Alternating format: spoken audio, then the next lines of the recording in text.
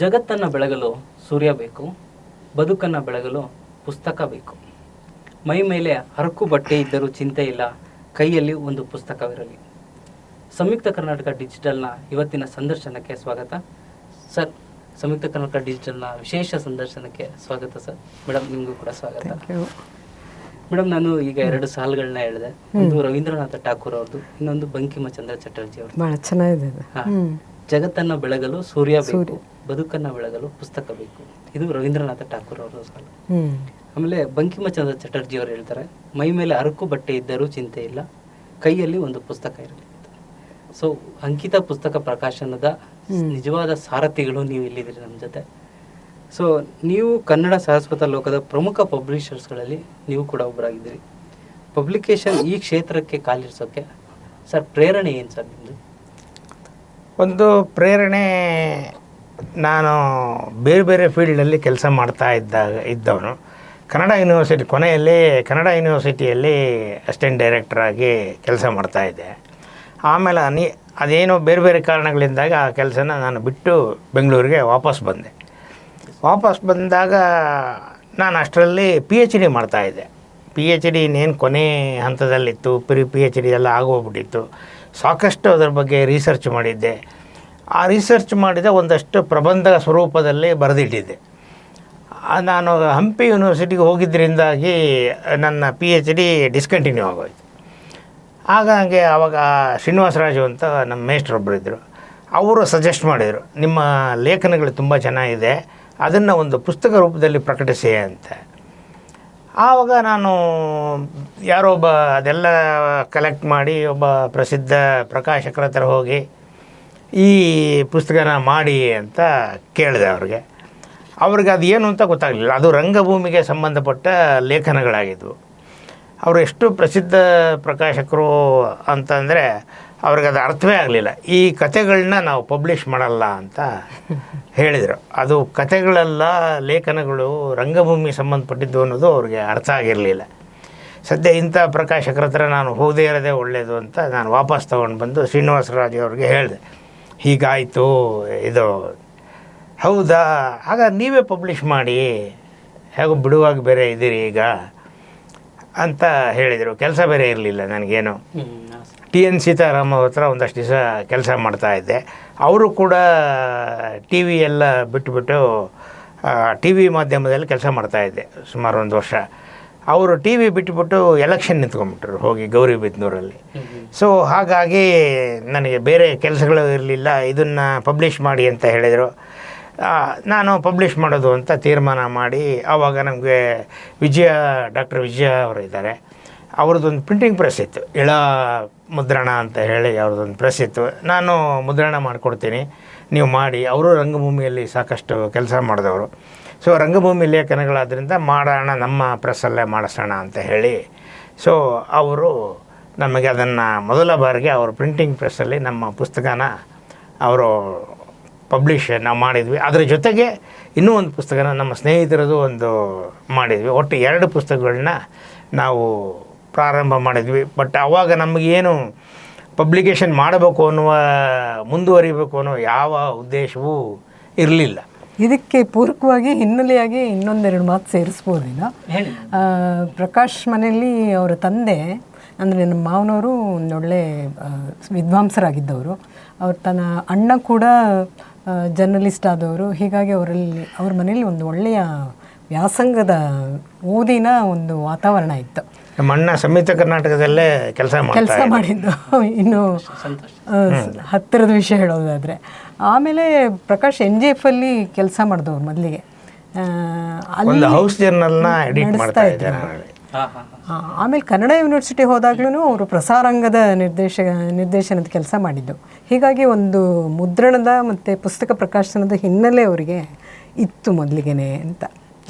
ಆದರೂ ಪ್ರಕಾಶಕ ಆಗುವ ಯಾವ ಉದ್ದೇಶಗಳು ಇರಲಿಲ್ಲ. ಯಾಕೆಂದರೆ ಪುಸ್ತಕೋದ್ಯಮ ಅಂದರೆ ಬಹಳ ನಷ್ಟದ ಬಾಬ್ತು ಅಂತ ಎಲ್ಲ ಹೆದರಿಸ್ಬಿಟ್ಟಿದ್ರು ನಮಗೆ. ಬಟ್ ಪುಸ್ತಕ ಓದೋ ಆಸಕ್ತಿ ಇತ್ತು. ಕನ್ನಡದಲ್ಲಿ MA ಮಾಡಿದ್ರಿಂದ ಸಾಕಷ್ಟು ಪುಸ್ತಕಗಳನ್ನ ಓದಿದ್ದೆ. ಸಾಕಷ್ಟು ಆ ಕಾಲದ ಪ್ರಸಿದ್ಧ ಲೇಖಕರೆಲ್ಲ ನಮಗೆ ಪಾಠ ಮಾಡಿದವರು. ಉದಾಹರಣೆಗೆ G S Shivarudrappa, M Chidananda Murthy, Lakshminarayana ಭಟ್ರು, ಹಂಪ ನಾಗರಾಜಯ್ಯ, ಸುಮತೀಂದ್ರ ನಾಡಿಗರು, ಬರಗೂರು ರಾಮಚಂದ್ರಪ್ಪ, ಕೆ ವಿ ನಾರಾಯಣ, ಸಿದ್ಧಲಿಂಗಯ್ಯ, ಇವರೆಲ್ಲ ನಮ್ಮ ಮೇಷ್ಟ್ರಾಗಿ ಸುವರ್ಣ ಕಾಲದಲ್ಲಿ ಇದ್ವಿ ನಾವು. ಸೊ ಹಾಗಾಗಿ ನಮಗೆ ಓದುವ ಹವ್ಯಾಸ ಇದ್ದಿದ್ದರಿಂದಾಗಿ ನನಗೆ ಮುಂದೆ ಈ ರೀತಿ ಭಾಳ ಆ ಒಂದು ಬ್ಯಾಕ್ಗ್ರೌಂಡ್ ನನಗೆ ಭಾಳ ಅನುಕೂಲ ಆಯಿತು ಅಂತ. ಪ್ರಕಾಶ್ ಕಂಬತ್ತಳ್ಳಿ ಮತ್ತೆ ಪ್ರಭಾ ಕಂಬತ್ತಳ್ಳಿ ಇಬ್ರು ಮೇಡ್ ಫಾರ್ ಈಚ್ ಅದರ್ ಅಂತಾನೆ ಕರೀತಾರೆ. ಸೊ ನೀವು ಈ ಅಂಕಿತ ಪ್ರಕಾಶನ ಪಬ್ಲಿಕೇಶನ್ಸ್ ಮತ್ತೆ ಮನೆ ಎರಡನ್ನು ಹೆಂಗ್ ಬ್ಯಾಲೆನ್ಸ್ ಮಾಡ್ತೀರಿ? ಇಬ್ಬರ ಅಭಿರುಚಿನೂ ಒಂದೇ, ಅದರಿಂದ ಇದರಲ್ಲಿ ನನಗೆ ಅಂಥ ತೊಡಕೇನು ಕಾಣಿಸ್ತಾ ಇಲ್ಲ. ನನ್ನ ಮಗ ಚಿಕ್ಕವನಿದ್ದಾಗ ಸ್ವಲ್ಪ ಕಷ್ಟ ಆಯಿತು. ಆನಂತರದಲ್ಲಿ ಇದನ್ನು ತುಗಿಸ್ಕೊಂಡು ಹೋಗ್ತಾ ಬಂದಿದ್ದೀವಿ. ಆಮೇಲೆ ಇಬ್ಬರು ನಾವು MA ಸಹಪಾಠಿಗಳಾದ್ರಿಂದ ಇಬ್ಬರಿಗೂ ಪುಸ್ತಕದಲ್ಲಿ ಆಸಕ್ತಿ ಇದ್ದಿದ್ದರಿಂದ, ಆಮೇಲೆ ಪುಸ್ತಕ ಓದೋ ಹುಚ್ಚಿದ್ದರಿಂದ ಇವೆಲ್ಲವೂ ಇದರಲ್ಲಿ ತೊಡ್ಕೊಳ್ಳೋಕ್ಕೆ ನನಗೆ ಅನುಕೂಲ ಆಯಿತು ಅಂತ ಅನಿಸುತ್ತೆ. ಸರ್, ಮೇಡಮ್ದು ನಿಮ್ಮದು ಸಖಿ ಗೀತದ ಬಗ್ಗೆ ಒಂದು ಸ್ವಲ್ಪ ಮಾಹಿತಿ ಹೇಳೋದಾದರೆ? ನಾವು ಅದನ್ನು ಅವರೇ ಹೇಳ್ತಾರೆ, ಅವರೇ ಹೇಳಿದ್ರೆ ಚೆನ್ನಾಗಿರುತ್ತೆ. ಇಬ್ರು ಹೇಳ್ಬೇಕು, ಮೇಡ್ ಫಾರ್ ಈಚ್ ಅದರ್ ಅಂತ ನಾನು ಮೊದಲೇ ಹೇಳಿದ್ದೀನಿ, ನನಗೆ ಆ ವಿಷಯ ಹೇಳೋದಾದರೆ, ನಾನು ಪ್ರಕಾಶ್ MAನಲ್ಲಿ ಸಹಪಾಠಿಗಳು. ಪ್ರಕಾಶ್ ಆವಾಗ ಕೆಲಸ ಮಾಡಿಕೊಂಡು ಓದ್ತಾಯಿದ್ರು. NGF ಅಲ್ಲಿ ಕೆಲಸ ಮಾಡಿಕೊಂಡು ನೈಟ್ ಶಿಫ್ಟ್ ಅಲ್ಲಿ ಹೋಗೋದು, ಬೆಳಗ್ಗೆ ಒಂದು ಅರ್ಧ ದಿವಸ ಕ್ಲಾಸ್ಗಳಿಗೆ ಹಾಜರಾಗೋದು, ಈ ರೀತಿ ಮಾಡಿಕೊಂಡು ಕಷ್ಟಪಟ್ಟು ಅವರು MAನ ಪೂರೈಸಿದವರು. ಆ ಸಂದರ್ಭದಲ್ಲಿ ಅವರು ಬರಲಿಕ್ಕಾಗದೇ ಇರೋ ಕ್ಲಾಸ್ಗಳ ನೋಟ್ಸ್ಗಳನ್ನೆಲ್ಲ ನಾನು ಕೊಡ್ತಾಯಿದ್ದೆ. ಹೀಗಾಗಿ ನೋಟ್ಸ್ ವಿನಿಮಯ ನಮ್ಮಲ್ಲಿ ಶುರುವಾಯಿತು. ನೋಟ್ಸ್ ವಿನಿಮಯದಿಂದಾಗಿ ನಾವು ಪರಸ್ಪರ ಹತ್ತಿರ ಆದ್ವಿ. ಆನಂತರ ಪ್ರಕಾಶ್ ಹತ್ರ ಆಗಲೇ ಸಾಕಷ್ಟು ಪುಸ್ತಕಗಳ ಸಂಗ್ರಹ ಇತ್ತು. ಆ ಪುಸ್ತಕಗಳನ್ನು ನನಗೆ ತಂದುಕೊಡೋರು, ಇದನ್ನು ಓದಿ ಚೆನ್ನಾಗಿದೆ ಅಂತೆಲ್ಲ. ಹೀಗೆ ಒಂದು ಪುಸ್ತಕ ವಿನಿಮಯದಿಂದ ಅಥವಾ ಪುಸ್ತಕದ ಕಾರಣದಿಂದಲೇ ನಾವು ಪುಸ್ತಕ ಪ್ರೇಮಿಗಳಾಗಿ, ಜೊತೆಗೆ ಪ್ರೇಮಿಗಳು ಆಗಿ ಮನಸ್ಸು ವಿನಿಮಯ ಆಯಿತು. ಹೀಗೆ ನಮ್ಮ ಇದು ಶುರುವಾಗಿದ್ದು. ನಮಗೆ ನಾವು ಮದುವೆ ಆಗಿದ್ದು ಕೂಡ ಆರ್ಯ ಸಮಾಜದಲ್ಲಿ. ಈಗ ಪ್ರೊಫೆಸರ್ ಕೆ ವಿ ನಾರಾಯಣ ಅವರಿದ್ದಾರೆ, ಅವರು, ಶ್ರೀಮತಿಯವರು, ಶ್ರೀನಿವಾಸರಾಜ್ ಅವರು, ಅವರೆಲ್ಲ ಸೇರಿಕೊಂಡು ನಮ್ಮ ಮದುವೆನ ಮಾಡಿದರು. ಆ ಮದುವೆಗೆ ಶಿವರುದ್ರಪ್ಪನವ್ರು ಬಂದಿದ್ದರು, ಲಕ್ಷ್ಮೀನಾರಾಯಣ ಭಟ್ರು ಬಂದಿದ್ದರು, ಬರಗೂರು ರಾಮಚಂದ್ರಪ್ಪನವ್ರು ಬಂದಿದ್ದರು, ಕೆ ವಿ ನಾರಾಯಣ ಅವರು ಇದ್ದರು, ಶ್ರೀನಿವಾಸರಾಜ್ ಅವರು ಇದ್ದರು, ಚಿದಾನಂದ ಮೂರ್ತಿ ಅವರು ಇದ್ದರು. ಸಾಹಿತ್ಯ ಲೋಕದ ಗಣ್ಯರೆಲ್ಲ ನಮ್ಮ ಮದುವೆಗೆ ಬಂದಿದ್ದರು ಅನ್ನೋದು ಒಂದು ಹೆಮ್ಮೆಯ ವಿಷಯ. ಸೊ ಗುರುಗಳ ಸನ್ನಿಧಿಯಲ್ಲಿ ನಮ್ಮ ಮದುವೆ ಆಯಿತು.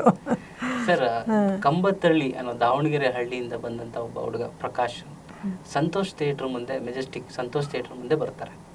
ಅವತ್ತು ರಾತ್ರಿ ದಿನ ಕಳೆದ ಮೇಲೆ ಅವತ್ತೊಂದು ನಿಮಗೊಂದು ಘಟನೆ ನಡೆಯುತ್ತೆ. ಅದ್ರ ಬಗ್ಗೆ ನಾನು ಸ್ವಲ್ಪ ತಿಳ್ಕೊಂಡಿದ್ದೀನಿ. ಅದು ಅವತ್ತು ಹೇಗಿತ್ತು ಸರ್? ಅವತ್ತಿನ ಘಟನೆ ಏನಾಯಿತು? ನಾನು ಸ್ವತಂತ್ರವಾಗಿ ನಂದು PUC ಆದಮೇಲೆ ಸ್ವತಂತ್ರವಾಗಿ ಬದುಕಬೇಕು ಅಂತ ನನಗೆ ಅದು ಏನೋ ಮನಸ್ಸಿಗೆ ಬಂದುಬಿಟ್ಟಿತ್ತು. ಹಾಗಂತೇಳಿ ಮನೇಲಿ ತೀರಾ ನಿಕೃಷ್ಟ ಸ್ಥಿತಿ ಏನು ಇರಲಿಲ್ಲ. ನಮ್ಮ ಅಣ್ಣ ಡಾಕ್ಟ್ರ್ ಇದ್ದರು, ಇನ್ನೊಬ್ಬ ಅಣ್ಣ BSc ಓದ್ತಾಯಿದ್ರು, ನಮ್ಮ ತಂದೆ ಟೀಚರ್ ಆಗಿದ್ದರು, ನಮ್ಮ ದೊಡ್ಡಪ್ಪ ಒಬ್ಬರು ಟೀಚರ್ ಆಗಿದ್ದರು, ಹೊಲ ಮನೆ ಇತ್ತು, ಏನು ಸಮಸ್ಯೆ ಇರಲಿಲ್ಲ. ಆದರೂ ನನಗೇನೋ ಸ್ವತಂತ್ರವಾಗಿ ಬದುಕಬೇಕು ಅನ್ನುವ ಒಂದು ಇದಿತ್ತು. ಅದಕ್ಕೊಂದು ನೆಪ ಬೇಕಾಗಿತ್ತು ನಾನು ಬಿಟ್ಟು ಬರೋದಕ್ಕೆ. ನಮ್ಮ ಮನೆಯಲ್ಲಿ ಏನು ಮಾಡಿದರು, ಮೆಡಿಕಲ್ ರೆಪ್ರೆಸೆಂಟೇಟಿವ್ ಆಗು ಅಂತ ಹೇಳಿ, BSc ಓದು, ಆವಾಗ ಮೆಡಿಕಲ್ ರೆಪ್ರೆಸೆಂಟೇಟಿವ್ ಆಗ್ಬೋದು ಅಂತ ಹೇಳಿದ್ರು. ನನಗೆ ಅಗ್ರಿಕಲ್ಚರಲ್ ಸೈನ್ಸ್ ಓದಬೇಕು ಅನ್ನೋದು ಆವಾಗ ಬಹಳ ಇತ್ತು. ಸರಿ, ಇವರು ಬಲವಂತವಾಗಿ ತಗೊಂಡೋಗಿ ನನ್ನ BScಗೆ ಸೇರಿಸಿದರು. ನಾನು ಒಂದು ದಿವಸ ಕ್ಲಾಸ್ಗೆ ಹೋದೆ. ಆಮೇಲೆ ಎರಡನೇ ದಿವಸ ಇದು ನಾನು ಸ್ವತಂತ್ರವಾಗಿ ಏನಾದ್ರು ಮಾಡಬೇಕು ಅಂತ ಹೇಳಿ ನಾನು ಸೀದಾ ಬರೀ ಕೈಯಲ್ಲಿ ಬೆಂಗಳೂರಿಗೆ ರೈಲು ಹತ್ತಿಕೊಂಡು ಬಂದೆ. ಬೆಂಗಳೂರಲ್ಲಿ ಏನೇನೂ ಪರಿಚಯ ಇಲ್ಲ ನನಗೆ. ಮೊಟ್ಟ ಮೊದಲ ಬಾರಿಗೆ ಏನು ದುಡ್ಡೇ ಇರಲಿಲ್ಲ, ಏನೂ ಏನಿರಲಿಲ್ಲ. ಅವಾಗಿನ ಕಾಲದಲ್ಲಿ ಹಣದ್ದು ಭಾಳ ಕೊರತೆ ಇತ್ತು. ಊಟ ತಿಂಡಿಗೇನು ಕೊರತೆ ಇರ್ತಿರಲಿಲ್ಲ, ಬಟ್ ಕೈಯಲ್ಲಿ ಹಣ ಇಟ್ಟುಕೊಳ್ಳೋಷ್ಟು ಏನೂ ಇರಲಿಲ್ಲ. ನಮಗೆ ದುಡಿಮೆನೂ ಏನೂ ಇರಲಿಲ್ಲ, ಇನ್ನೂ ವಿದ್ಯಾರ್ಥಿ ನಾನು.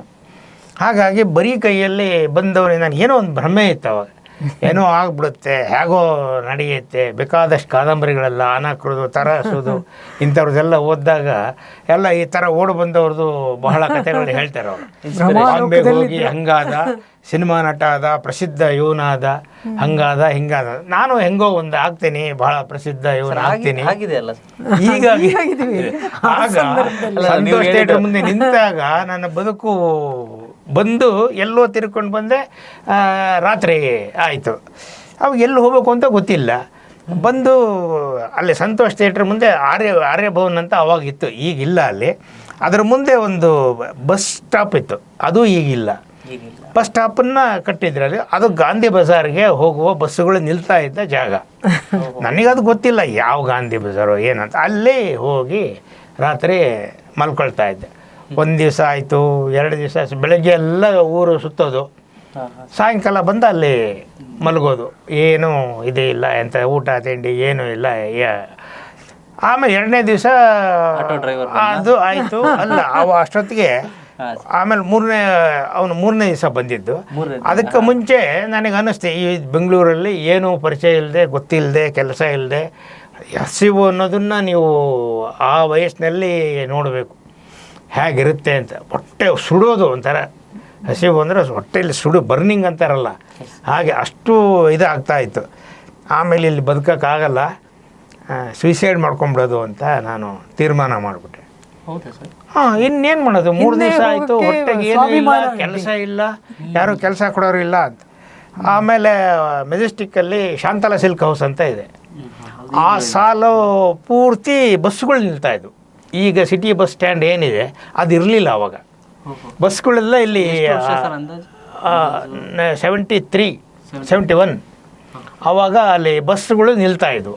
ರಾಜಾಜಿನಗರದ ಬಸ್ಸುಗಳೆಲ್ಲ ಆ ಕಡೆ ನಿಲ್ತಾಯಿದ್ವು. ನಾನು ಅಲ್ಲಿ ಹೋಗುವಾಗ ಈಗ ಅವಾಗ ಕೆಂಪು ಬಸ್ಸುಗಳು, ಅವಾಗ BTS ಅಂತ ಹೇಳ್ತಾ ಇದ್ದಾರೆ. ಈಗ BMTC ಏನಿದೆ ಅದು ಇರಲಿಲ್ಲ, BTS ಅಂತ ಇತ್ತು.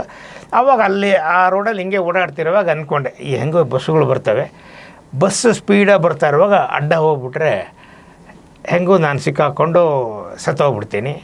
ಆಮೇಲೆ ನಾನು ಸತ್ತೋದ್ಮೇಲೆ ಏನಾಗಬೇಕಾಗಿದೆ ನಮಗೆ, ನಾನಿಲ್ಲದ ವಿಶ್ವ ಏನಾದರೇನೋ ಅಂತ ಕುವೆಂಪು ಹೇಳಿದಾರಲ್ಲ, ಹಾಗೆ ನಾನೇ ಹೋದ್ಮೇಲೆ ಏನಾಗಬೇಕು ಅಂದ್ಕೊಂಡು ಸುಮ್ಮನೆ ಅಲ್ಲಿ ನಿಂತ್ಕೊಂಡು ಶಾಂತಲಾ ಸಿಲ್ಕ್ ಹೌಸ್ ಮುಂದೆ ಕ್ರಾಸ್ ಮಾಡಬೇಕು ರೋಡು. ಬಸ್ಸುಗಳು ಬಸ್ಸುಗಳು ಸ್ಪೀಡಾಗಿ ಬರಬೇಕಲ್ಲ, ಬರೀ ಸ್ಲೋ ಬಂದರೆ ಆಗಲ್ಲ, ಸ್ಪೀಡಾಗಿ ಬಂದರೆ ಅವ್ನು ನಿಲ್ಸೋಕ್ಕಾಗಲ್ಲ. ಅದಕ್ಕೆ ಸ್ಪೀಡಾಗಿ ಬರೋ ಬಸ್ಸನ್ನೇ ನೋಡಿಕೊಂಡು ಒಂದು ಯಾವುದೋ ಬಸ್ ಬಂತು, ರಾಜಾಜಿನಗರದ ಬಸ್ಸು, ಅದಕ್ಕೆ ಅಡ್ಡ ಹೋಗ್ಬಿಟ್ಟೆ ಬಸ್ಸಿಗೆ. ಅವನು ಬಸ್ನವನು ಅದು ಏನು ನಾನು ಗಮನಿಸ್ತಾ ಇದ್ದೀನಿ, ಇಷ್ಟು ಟ್ರಾಫಿಕ್ ಇರಲಿಲ್ಲ ಆವಾಗ. ಆರಾಮಾಗಿ ಒಬ್ಬರು ರೋಡ್ ಕ್ರಾಸ್ ಮಾಡಿಕೊಂಡು ಹೋಗುವಷ್ಟು ಮೆಜೆಸ್ಟಿಕ್ಕಲ್ಲಿ ಇದು ಇತ್ತು, ಅವಕಾಶಗಳಿದ್ವು. ನಾನು ಬಂದಿದ್ದು ಅವನಿಗೆ ದೂರದಿಂದ ಏನೋ ನಾನು ನಿಂತಿದ್ದು ಗಮನಿಸಿದ್ನೋ ಏನೋ ಬಸ್ ಡ್ರೈವರ್ ಗೊತ್ತಿಲ್ಲ. ಆದರೂ ಸೀರ ಹತ್ತಿರ ಬಂದು ಬ್ರೇಕ್ ಹಾಕ್ಬಿಟ್ಟ. ಆಮೇಲೆ ಬ್ರೇಕ್ ಹಾಕಿ ಇಳಿದು ಬಂದು ಹಿಗ್ಗ ಮುಗ್ಗ ಬೈದ, ಏನು ಸಾಯಕ್ಕೆ ಬಂದಿದೆಯಾ ನೀನು ಅಂತ. ನಾನು ಹೋಗಿದ್ದೆ ಸಾಯಕ್ಕೆ, ಬಸ್ಸಿಗೆ ಸಿಕ್ಕಾಕೊಂಡು ಸಾಯಬೇಕು ಅಂತಲೇ ನನ್ನ ಉದ್ದೇಶ ಇತ್ತು. ಆದರೆ ಅವನು ಕೊನೆಗೆ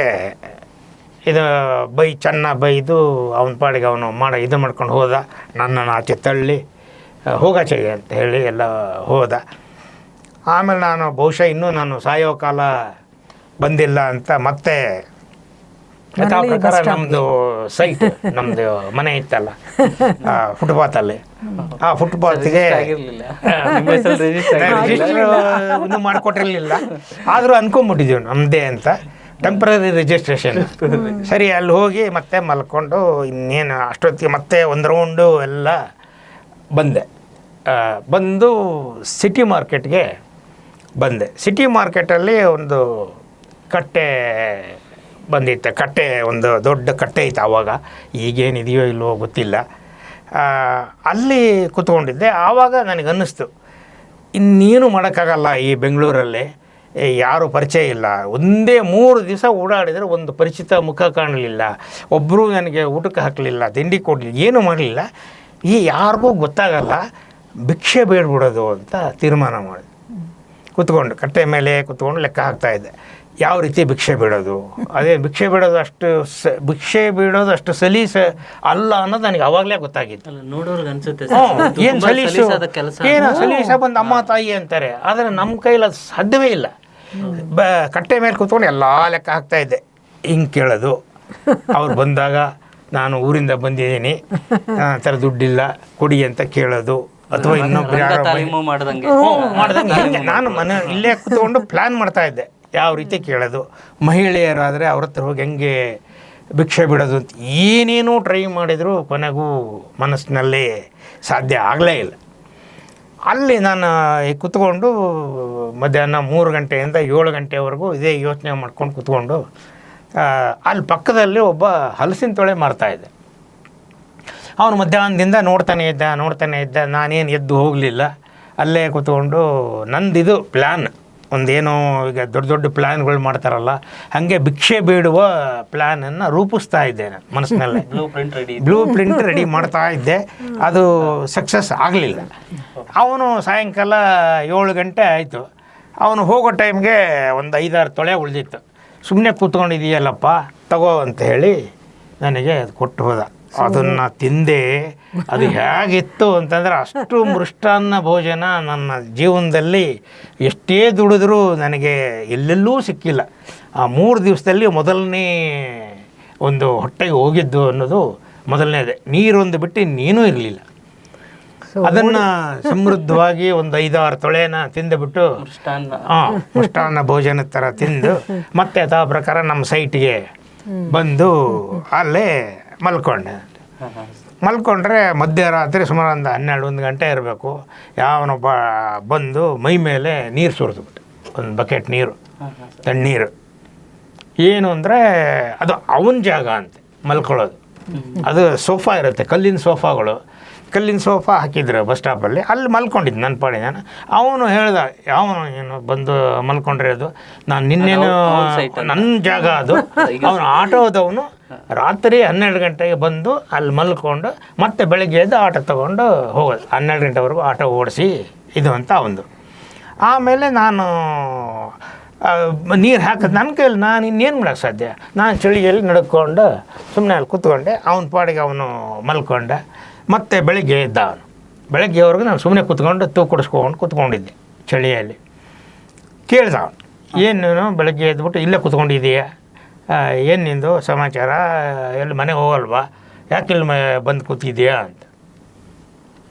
ಇಲ್ಲ, ಮನೆ ಬಿಟ್ಟು ಬಂದುಬಿಟ್ಟಿದ್ದೀನಿ, ಈಗೇನು ಎಲ್ಲಿ ಹೋಗೋ ಸ್ಥಿತಿಯಲ್ಲಿ ನಾನು ಇಲ್ಲ ಅಂತ.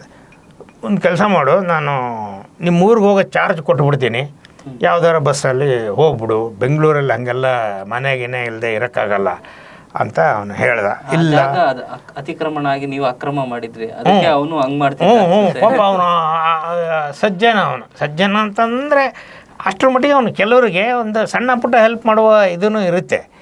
ಅವನು ಹೇಳ್ದ, ನಾನು ದುಡ್ಡು ಇಸ್ಕೊಳ್ಳೋಕ್ಕೂ ರೆಡಿ ಇರಲಿಲ್ಲ, ನಾನು ಮನೆಗೆ ಹೋಗೋಕ್ಕೆ ಸಾಧ್ಯನೇ ಇಲ್ಲ, ಬಂದುಬಿಟ್ಟಿದ್ದೀನಿ. ಈಗ ನಾನು ಹಿಂಗಾದರೂ ಸರ್ವೈವ್ ಹೋಗ್ಬೇಕು, ಇಲ್ಲ ಸಾಯ್ಬೇಕು, ಎರಡೇ ನನಗೆ ಅವಕಾಶಗಳು ಇದ್ದಿದ್ದು. ಒಂದು ಸುಮ್ಮನೆ ಹೋಗೋದಕ್ಕೆ ನಾನು ಮನೆಗೆ ಸಿದ್ಧವಾಗಿರಲಿಲ್ಲ. ಆಮೇಲೆ ಅವನು ಸರಿ ಒಂದು ಕೆಲಸ ಮಾಡು, ಬಾ ನನ್ನ ಜೊತೆಗೆ ಅಂತ ಹೇಳಿ ಅವನು ಆಟೋದಲ್ಲಿ ನನ್ನ ಕರ್ಕೊಂಡು ಹೋಗಿ ಬಸವನಗುಡಿ ಹತ್ರ ಇದು ಯಡಿಯೂರು ಟರ್ಮಿನಸ್ ಅಂತ ಇದೆ, ಅಲ್ಲಿ ಒಂದು ಬಸವನಗುಡಿ ಟಿಫಿನ್ ರೂಮ್ ಅಂತ ಒಂದು ಹೋಟ್ಲಿತ್ತು. ಅಲ್ಲಿ ಕರ್ಕೊಂಡು ಹೋಗಿ, ನಾನು ಇಲ್ಲಿ ಇರ್ತೀನಿ, ನೀನು ಹೋಗಿ ಅವ್ರಿಗೆ ಏನಾದ್ರು ಕೆಲಸ ಇದೆಯಾ ಅಂತ ಕೇಳ್ಕೊಂಡು ಬಾ. ಸರಿ, ನಾನು ಹೋಗಿ ಏನಾದ್ರು ಕೆಲಸ ಇದೆಯಾ ಅಂತ ಹೋಗಿ ಕೇಳಿದೆ. ಅವರು ಯಾರು ಏನು ಅಂತ ಎಲ್ಲ ವಿಚಾರಿಸ್ಕೊಂಡ್ರು. ಆಮೇಲೆ ನಂದು ಭಾಳ ಕ್ಲೀನ್ ಹ್ಯಾಂಡ್, ಏನೂ ಇಲ್ಲ, ಬಟ್ಟೆ ಬರೀ ಇದು ಏನಿಲ್ಲ, ಭಾಳ ಕ್ಲೀನ್ ಹ್ಯಾಂಡ್ ಅಂತಾರಲ್ಲ, ಇದೇ ಕ್ಲೀನ್ ಹ್ಯಾಂಡ್ ಅಂತ, ಖಾಲಿ ಹ್ಯಾಂಡ್. ಆಮೇಲೆ ಅವರೆಲ್ಲ ಕೇಳಿಕೊಂಡು, ನೋಡಪ್ಪ ಏನು ಬೇರೆ ಕೆಲಸಗಳು ಏನಿಲ್ಲ, ಕ್ಲೀನರ್ ಕೆಲಸ ಬೇಕಾರಿದೆ, ಅದನ್ನು ಮಾಡೋದಾದರೆ ಮಾಡೋಂತ. ನನಗೆ ಸದ್ಯ ಎಷ್ಟು ಖುಷಿ ಆಗೋಯ್ತು ಅಂದರೆ, ಕೆಲಸ ಸಿಕ್ತು ಬೆಂಗಳೂರಲ್ಲಿ ಅಂತ, ಕ್ಲೀನರ್ ಆದರೂ ಪರವಾಗಿಲ್ಲ ಅಂತ ಹೇಳಿ, ಆಯಿತು ನಾನು ಮಾಡ್ತೀನಿ ಅಂತ ಹೇಳಿ ಅವನ ಆಟೋದವನಿಗೆ ಬಂದು ಹಿಂಗೆ ಬನ್ನಿ ಇರಿ ಅಂತ ಹೇಳಿದ್ದಾರೆ ಅಂತ ಹೇಳಿದೆ. ಹೌದಾ, ಸರಿ ನೀನು ಇಲ್ಲಿ ಕೆಲಸ ಮಾಡ್ಕೊಂಡ್ರು, ನಾನು ಬರ್ತೀನಿ ಅಂತ ಅವನು ಹೋಗ್ಬಿಟ್ಟೆ. ಆಮೇಲೆ ನಾನು ಹೋಟ್ಲಿಗೆ ಹೋದೆ. ಅವ್ರ ಪಾಪ ತಿಂಡಿ ಗಿಂಡಿ ಎಲ್ಲ ಕೊಟ್ಟರು. ಆವಾಗ ನನಗೆ ಬೆಂಗಳೂರು ಅಂದರೆ ಏನು ಸಮೃದ್ಧ ಇದು, ಅವ ತಿಂಡಿ ಏನು ರುಚಿಯಾಗಿರೋದು, ಆಗಿನ ರುಚಿ ಮತ್ತೆಂದೂ ನನಗೆ ಸಿಕ್ಕಲಿಲ್ಲ. ಅಷ್ಟು ಚೆನ್ನಾಗಿರೋ ತಿಂಡಿ ಇದು ಅಂದ್ಕೊಂಡು ಒಂದು ದಿವಸ ಮತ್ತೆ ಕೆಲಸ ಮಾಡಿದೆ. ಮತ್ತು ಮಾರನೇ ದಿವಸ ಓನರ್ ಬಂದರು. ನನಗೆ ಕೆಲಸಕ್ಕೆ ತಗೊಂಡವನು ಮ್ಯಾನೇಜರ್. ಮ್ಯಾನೇಜರ್ ತೊಗೊಂಡಿದ್ರು, ಓನರ್ ಗೊತ್ತಿರಲಿಲ್ಲ. ಅಂದರೆ ಇರಲಿಲ್ಲ ಅವರು. ಬಂದರು ಮಾರನೇ ದಿವಸ ಬಂದು, ಯಾರು ನೀನು ಇಲ್ಲೇನು ಮಾಡ್ತಾ ಇದೀಯಾ ಅಂದರೆ, ಆಮೇಲೆ ಮ್ಯಾನೇಜರ್ ಹೇಳಿದೆ, ಇಲ್ಲ ಅವನ್ನ ಕ್ಲೀನರ್ ಬಿಟ್ಟು ಹೋಗಿದ್ನಲ್ಲ ಅವನ ಜಾಗಕ್ಕೆ ತಗೊಂಡಿದ್ದೀನಿ, ನಮ್ಮವ್ರಿಗೆ ಇಲ್ಲಿ ಕೆಲಸ ಇಲ್ಲ, ಇವನು ಬೇರೆ ತಗೊಂಡಿದ್ಯಾ, ಹೋಗಯ್ಯ ಅಂತಂದು ಹೇಳಿ ಅವನ್ನ ನೀಟಾಗಿ ಹೊರಗೆ ಹಾಕ್ಬಿಟ್ಟ. ಸೊ ಅದಕ್ಕೆ ಪ್ರಕಾಶ್ಗೆ ಹೋಟ್ಲ್ ಬಗ್ಗೆ ಎಷ್ಟು ಅಕ್ಕರೆ ಅಂತಂದರೆ ಈಗಲೂ ಅವರು ಹೋಟ್ಲ್ ಊಟನೇ ಪ್ರಿಫರ್ ಮಾಡೋದು. ಅಲ್ಲಿ ಕಟ್ಟೆ ಮೇಲೆ ಹೊರಗಡೆ ಕೂತ್ಕೊಂಡಿದ್ದು, ಇನ್ನೇನು ಮತ್ತೆ ಗೊತ್ತಿಲ್ವಲ್ಲ. ಆಮೇಲೆ ಸಾಯಂಕಾಲ ಆಟೋದವನು ಬಂದ, ನಾನು ಹೆಂಗಿದ್ದೀನಿ ಏನು ಚೆನ್ನಾಗಿದೆಯಾ ಅಂತ ವಿಚಾರಿಸೋಣ ಅಂತ ಬಂದು ನೋಡ್ರೆ ಕಟ್ಟೆ ಮೇಲೆ ಕೂತಿದ್ದೆ.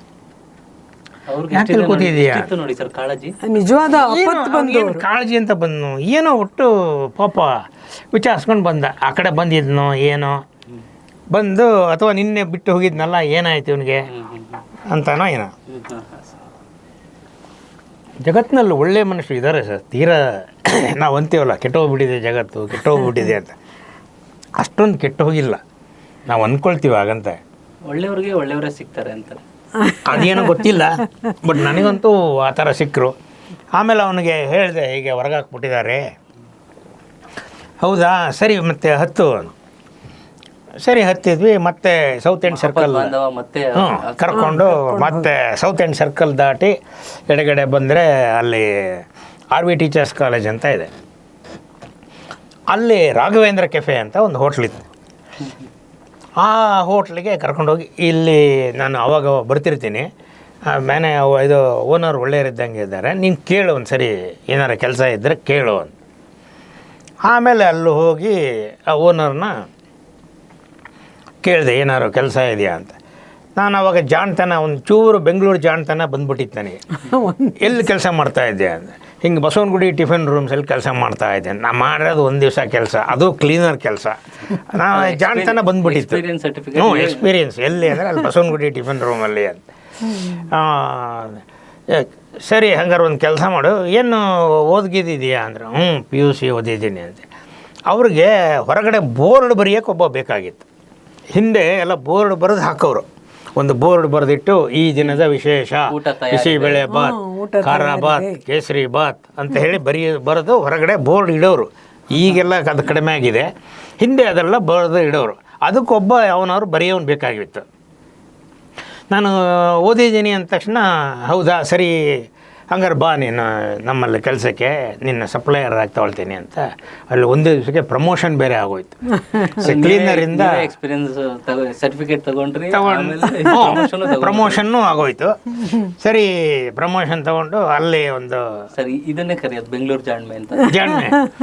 ಆಮೇಲೆ ಒಂದು ಅವನು ಆಟೋ ಡ್ರೈವರು ಹೋದ. ಆಮೇಲೆ ನನ್ನ ಪಾಡಿ ನಾನು ಒಂದು 4-5 ದಿವಸ ಕೆಲಸ ಮಾಡಿಕೊಂಡು, ಸಪ್ಲೈಯರ್ ಗೊತ್ತಿಲ್ಲ, ಪಕ್ಕದಲ್ಲಿ ಹೆಂಗೆ ಮಾಡ್ತಾನೆ ನೋಡೋದು, ಇವ್ರು ಹೆಂಗೆ ಮಾಡ್ತಾನೆ ನೋಡೋದು, ಈ ಸಪ್ಲೈಯರು. ಹಾಗೆ ನಾನು ನಿಧಾನಕ್ಕೆ ಹೋಗಿ ಎಲ್ಲರಿಗೂ ಕೇಳ್ಕೊಂಡು, ಅದೇ ತಿಂಡಿಗಳೇ, ಖಾರ ಬಾತ್, ಕೇಸರಿ ಬಾತ್, ಚೌಚೌ ಬಾತ್, ಬಿಸಿಬೇಳೆ ಬಾತ್, ಇವೇ ಒಂದು 10-12 ತಿಂಡಿಗಳು ಬಾಯರ್ಟ್ ಮಾಡಿಬಿಟ್ಟಿದೆ.